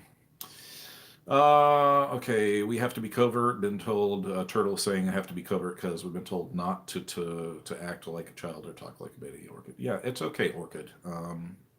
We have to be covert too. So it's okay. It's okay. Jay wants to know, have we said hello to you, Jay? I think we did at the beginning. If not, hello. Any tips on how to deal with abandonment issues when therapy has ended abruptly? Oh, you mean like our therapist all of a sudden deciding to tell us, I don't think that we can, or we don't, or I don't think that we can help you anymore. Yeah, yeah, we're kind of struggling with that one ourselves. We can't speak to your case, but we'll tell you about ours. Um, we were not, we didn't take it well, and there are still a number of us who are greatly pissed at her about it because of it. Part of it was because we spent the better part of 2 years telling her all the nitty gritty details and the nasty stuff, uh, and not everybody had gotten to have their say yet. Mimi in particular, we were trying to deal with John first and kind of go in a chronological order. And she was just starting to make some progress with John. She had finally gotten him to at least not hide behind the chair. Uh, but he was just starting to respond to her. But we have to trust her professional knowledge on this, despite our feelings otherwise. Part of it is, and part of the irritation that we're also experiencing right now is, at least where the state where we live, there is not any really DID people. There's not any DID therapists or whatnot. She was one of the small handful. And we have tried contacting all the others, and the overwhelming response that we have gotten is, sorry, I'm not taking any new patients right now. You're welcome to get on my waiting list, which is basically 2.5 years long right now. Oh, I'm sorry, we're not actually therapists. We're just an outsourcing service for those looking to find therapists. Okay, you got anyone for DID, trauma, and CSA? Oh, no, I'm sorry, we don't. So yeah, it's like we found like three different people, and it's the same story. So we're still looking. We definitely need a therapist because we need a therapist. Um, but yeah, we felt betrayed, personally betrayed. It's like, well, I just don't think I can help you anymore. Well, we fundamentally disagree. Everyone down the line from data onwards. But we have a feeling that we know why she did it, which was basically to kind of force us to use the tools and whatnot and not get caught in uh, the therapy rut, as it were. I don't know. It's kind of nebulous to explain where we think that she was coming from. One of the reasons we valued her was because she was one of the few people we've ever ran across that can keep up with us. And not only that, but be ahead of us, which for data is a very rare thing. So, yeah, it's been tough. She did tell us if, after 2 years that she'll take us back. But it's one of these where it's like, okay, how many days has it been? So we are still trying, but yeah, you build a personal relationship, well, sort of personal relationship with your therapist because they have to maintain the objectivity and yada, yada, yada, yada. So we don't envy them whatsoever. But yeah, we feel you. We feel you. And you just have to take a deep breath and go, okay, they probably know what's best. Obviously, it may not be the case, but that's our direct experience. And yeah, you're right. Your feelings are valid, totally. So just keep plugging. Look for another therapist. Just remember, they're not the be all end all.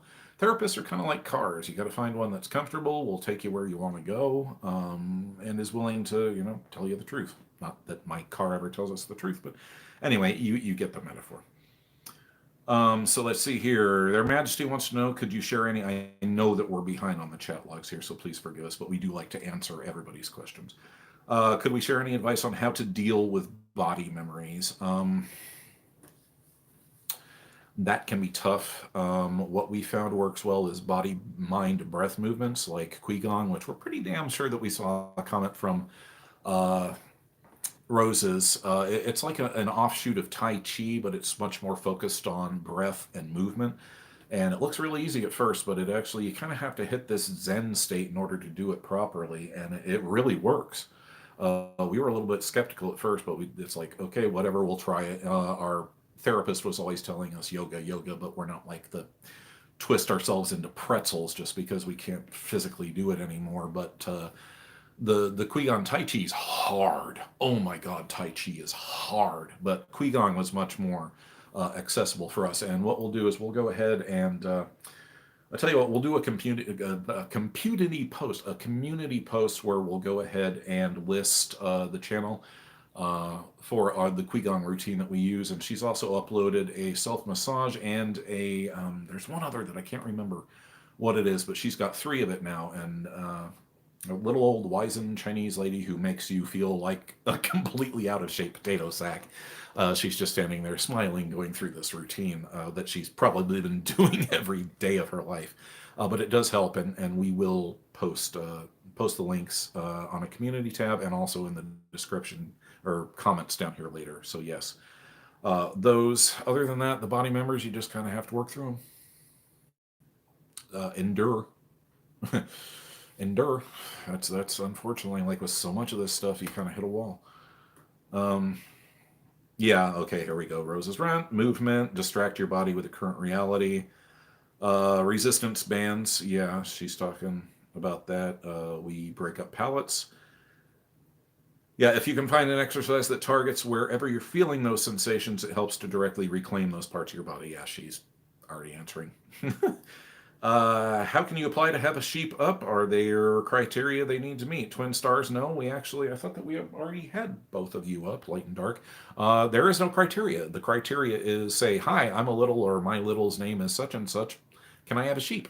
That's it. We write down your name on our list of new sheep and we make it out and put it on the wall. That's it.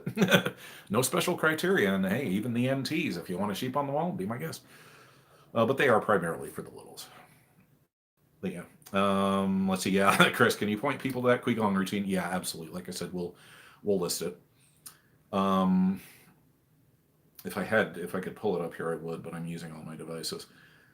Okay. Yeah, you have a TENS unit inside your body. Goodness. So like a permanent implant. Yeah, they wanted to do that for us for our lower back, and we were like, we're going to enjoy and try to do the other options first. So yeah. Let's see, Ellie, does anyone here have an inner world? We seem not to at all, unless I'm just completely locked out. Yeah, we do. Uh, if by world you mean a nebulous fog bank with a few clearly defined areas. I know a lot of other folks will have a more complicated, so I think it varies from system to system, and it's one of those things that as your alters come out may kind of form on its own. Ours isn't, we have very highly specific areas or bubbles inside of it, like the glade that we did a video giving a very rough 3D recreation of what it looks like or how we perceive it, to kind of give you guys an idea. But that seems to be, not sure. Just give it some time. I don't know, honestly. From what little that we've found out and research that we've done, it varies from system to system. Turtle System says you have a huge inner world. Yeah. Little said, thanks. He's sleeping and I just woke up. All's well. Happy to be here. Good. Glad that your brother's doing good. Lord, we are behind. Okay. Cotton Candy and friends. Thank you, Chris. Chris, Angel, Gracie. Okay, Nikki, please. Okay, let's see. We have. Oops. Where'd the other ones go? Opposite side. Okay, let's see here. We have Crystal, Angel, Gracie, Amy, Candy, and Nikki with 2Ks. Okay, yeah, absolutely. None of your littles feel safe, let alone a bunch of the big ones. Yeah, we feel you there. Keep in mind, you guys, on the little sheeps, we do have some overlap in names. So if we get more than one little with the same name, we may just keep one sheep up there, but we're going to try to do everybody separately.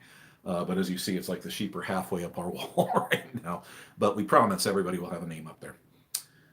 So yeah, let's see here. Yeah, Oxymoron saying that they have an inner world, can't get into a moment, but I know not every system has one. Yeah, so Biscuit saying they have an inner world. I'm not sure how it developed or whatnot. I think it was more of a subconscious thing where our child brain created a nice world for everyone. Not sure if that makes sense. It makes perfect sense because that's how it worked for us. It was just kind of always there. This gray fog, like being in a London fog. Could only ever access parts of it anyway and discovered it pretty late. Yeah. 5 pieces 9 is saying for our system, I'm the host and I'm not allowed in because I would likely want to stay there. So yeah, no. That's interesting. We really haven't ran across that yet. We did have one very brief kind of tussle about the inner world. Arielana keeps the glade, which was the part that we were just talking about, and only allows the littles in there, Christopher, Susie, and we wanted her to let John in, and she did not want to let him in at all because he's broken. The abuse broke him, and it's all over him. It's all that he knows, and he has a thing about fairies. Whenever he watches Sleeping Beauty and he sees the 3 fairies, Fauna, Flora, and Merryweather, it's heart-wrenching because he feels this intense longing. It's like, okay, here's heaven, but it's not for you. You're not a good boy, so you don't get to have fairies. They're not going to pay any attention to you.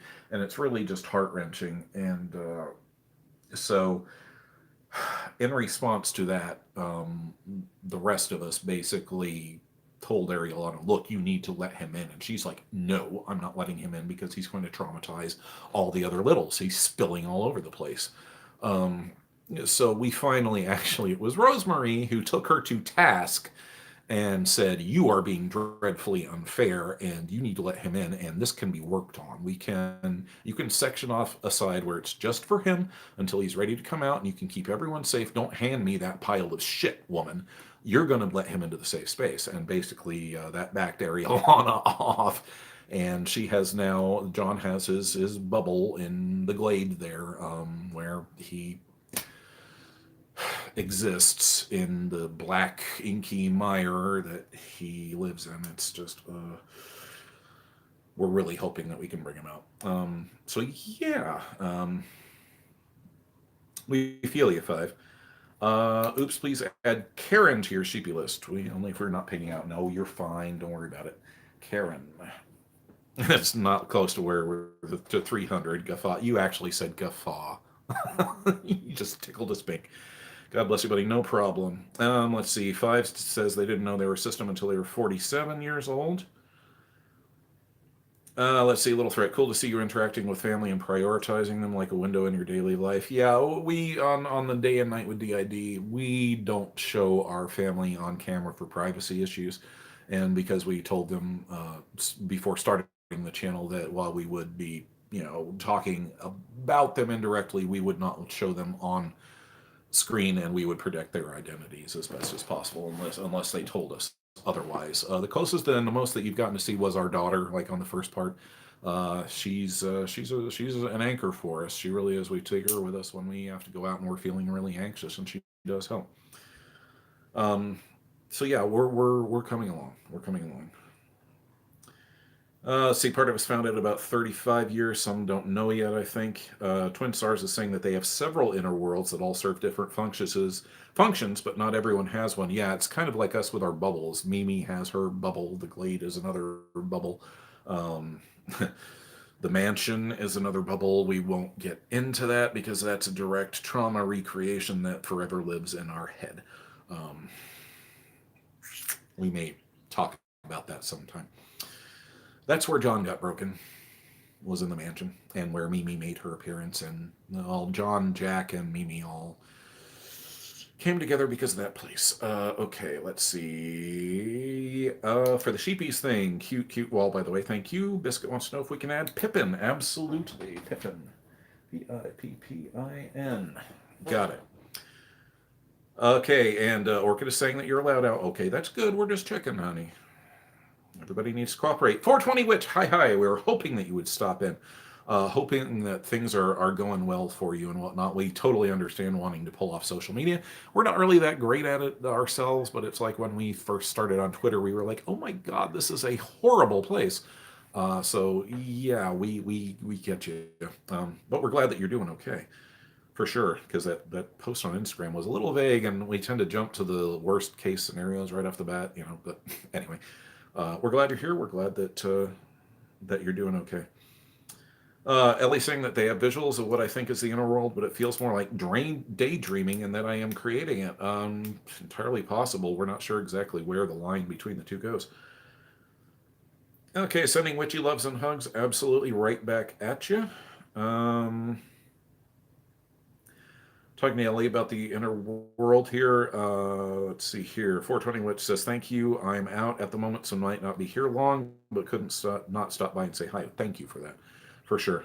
And stay as long as you need to, or cut out when you need to. Roses is giving some more info on the inner world. Ultimately, yes, you create it, whether consciously or subconsciously, or unconsciously, sorry. If you find yourself able to mold and shape the way the inner world manifests, that's a good thing. We don't have that control, so hopefully maybe we'll develop that at some point. And she's saying not a thing that indicates faking or whatever bull some people on the internet purport. Yeah, oh God, there's just so much misinformation out there. One of the reasons why we started the channel. It just, so many people just giving so much crap information and just... Yeah, anyway. or just, yeah, okay. Anyway, on. Let's see here. Hope the stuff I'm saying makes sense. Biscuit says my English is still kind of funky. Don't worry about it. Your English is fine. Let's see. Rosa is saying there's basically no specialist for DID, and those who exist are wildly overbooked. Yeah, exactly. Which was what kind of we were aware of that beforehand, which is what kind of made her leaving kind of a stab in the gut. But again, we have to trust her. She never steered us wrong. So we have to believe that she had a good reason for doing it. And we know that she's a subscriber to the channel. So for all we know, she could be watching this or may watch it in the future. So yeah, we're still a little angry at you, but we do understand and we do trust your expertise. So, but don't be surprised if after that 2-year limit, you're getting a call from us. But on that, yes, we are trying to find therapy. In fact, we're going to probably switch back to the the clinic where we first ran into you rather than the one that we're at now, now that you're no longer, the conflict of interest thing is no longer a thing. So, yes, notes to our therapist, ex-therapist, whatever. 5 Pieces of 9 is giving some advice to ow, damn. She's saying, Jay, first breathe. We had a counselor actually raise their voice at us and said that they knew what DID is and that we didn't have to teach her about DID. What a snot. That's not a therapist for me. Thank you very much. Yeesh. Where we are, the therapists don't even have waiting lists anymore. Still searching. Oxymoron says, yeah, that was for a purpose. Okay. Okay, not sure, but yeah, that would be, ugh. I know that would get, yeah, wow, 5, that's everybody's reacting. That's a really an arrogant therapist. Yeah, we would not react well to that. That would have tripped our triggers right off the bat. Okay, so let's see. 5 Pieces of 9. If she hadn't done that, we wouldn't have found the one that we did, who seems perfect for our system and we have been with for 2.5 years. So at least we had a good ending to that. A little threat saying, sorry to hear about that therapist, angry inside for you, but your attitude is inspiring. Yeah, absolutely. I think we all kind of got that knee jerk. And we did. It's like, what? Their Majesty, thank you so much. You've been so helpful. Yeah, like absolutely, Your Majesty. And this is what the live stream is about. Not about us, it's about you guys and all of us pooling our resources and experience. So we're glad that we're able to help. We got a great community here, helping each other all the time. It's great to see. So we're very glad that we were able to help you out there. Let's see, Ellie's talking back to Roses about journaling and whatnot. Twin SARS, honestly, I'm glad we knew we were plural before we sought out a diagnosis. We knew what we were, wanted to feel more able to say no when our therapist tried to do things with us that we didn't feel okay with. Yeah, we feel you. We grew up together as a plural, but we didn't know we were a plural. So yeah, it was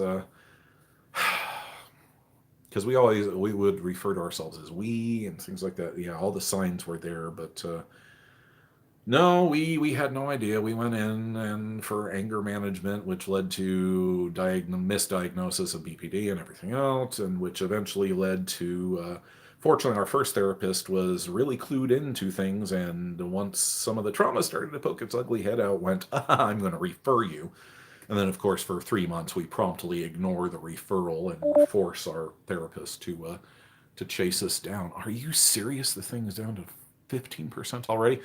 Okay, we're going to need a new cell phone battery. Okay, guys, our cell phone battery just gave us the 15% warning, so we're going to go ahead and wrap this up and get to the rest of these questions before we die out on the stream again here. So we're going to skim a little bit here, but we're looking for direct questions. Okay, actually, we're fairly caught up. So the urge of wanting things down, Okay, yeah, Ellie is saying, there's also an urge of wanting to write things down or draw what I'm seeing, but with how fragmented the thoughts are, it's hard to get things on paper. We have used art as therapy. And it does prove to be very, very good. Unfortunately, be aware that you may start drawing some trauma stuff, and by the time you get done and you look at the paper, you're going, oh my God, kill it with fire. We've got a whole handful of those things. Yeah, so, but it can work, and it works well. So yeah, definitely try whatever technique works for you. Let's see. Okay, Ellie's saying, same with the things I feel. I hear from alters, but sounds like me. There's a lot of conversations that I want to write down when I do recall them. Yeah, we feel you there. Jay, have to go to sleep tonight now. Good night, everybody. Thanks, Jay. Take it easy. Stop back in. Live streams are always last Saturday of each month, and we're doing them at about 1 p.m. now, Pacific Daylight Time, to help the folks overseas. Okay, so yeah, go get some sleep for sure. It was good to have you here. Let's see. Roses is saying, yeah, they've quite literally spent the last 10 years creating a graphic novel, and a good one too, based on the inner world cover memories of my system as a method of processing my actual reality memory. Yeah, it's a good graphic novel too. She shared it with us, and it's great. I love it. We all do, actually. Maldwin, hello. You come in right at the end when we're getting ready to leave. Oh, darn it. Unfortunately, our cell phone died on us yesterday, and it's about to do the same thing now. So we're thinking we need a new cell battery. Let's see here. Orchid saying that they're starting to fall asleep while watching the live. Get some sleep, Orchid. Let your bigger brothers and sisters get some sleep, okay? You all will feel better. Okay, let's see here. Yeah, okay. Roses and Ellie are talking about the art. No one has to see it but you if you're uncomfortable, and it is a very useful tool. Yes. Sending you lots of love. We missed you. We haven't seen you around too. We hope things are going okay. You are in Scotland. Unless we miss our guess. Data is pulling out the little file that says Scotland on it. So we're hoping that you're doing well, that things are going up there. You guys are definitely into winter and whatnot. So, yep, Scotland. Yes, we did. Okay. See, we remember you guys. Okay, let's see. Roses is replying to, yes, we missed you too, Maldo. Roses is replying to the Twin Stars saying that they realized that they were plural after watching a bad made-for-TV movie that had decently scientific and real depiction of DID, and a light bulb went off. Yeah, it's funny how you can. Turtle System, we love you, Mr. Chris, and all the others too. Orchid, thank you, Orchid. Get some rest now, okay? We love you too. And Percival says that you'll have a story soon. Okay, so let's see here. Let's see. Yeah, stream says about 2 hours 15 minutes, so it makes sense. Streaming takes a lot of paper. Yeah, Rose says, "Oh crap! I'm not being possessed. I have a mental illness." Oh, yeah, that brings back memories of some of the. Oh, we're fighting against our dark, evil self. Yeah, sorry, Jack. Not so dark. No, well, definitely is dark. Not so evil though. We're working with Jack, hardcore, to avoid those self-harm behaviors, because that's where they're coming from. Wow, I am totally in the sunshine here. Okay. Yeah, power. Okay, can I read that graphic novel at some point? You'll have to talk to Roses on that. We're encouraging her to get it out there because it's good. Okay, Malden, yep, yes, absolutely. Okay, Cotton Candy, absolutely, get some rest. Love you guys too. Thanks for stopping into the stream. Let's see where are we at here with our phone power. We're down to 12%, so this thing is probably going to cut off on us any second now. So we're going to go ahead and wrap it up, guys. Thank you all so much for coming to the stream. We're sorry about yesterday it cutting off, and we're sorry that we're like in the sunshine here, in the glare. There we go. That's not too bad. Wait a minute. Tablet. There we go. Kind of, sort of. Anyway, thank you guys, and thank you for coming on the stream. As we said, for the channel, we've got part 2 of Comfortably Done coming up this month, and also at least one Little Stories for the Little, so watch out for those. Otherwise, it's just kind of going to be freeform depending upon where we're at, with the holidays and everything. So thank you guys, and as always, we remind you, say it with us, that you are loved, that you're strong, and that you're not alone. Definitely not alone. Okay, guys, everybody have happy holidays. If we don't see you before then, take it easy. Self-care, drink a lot of water. Love to y'all, guys. All right, we'll catch you next time. Bye-bye.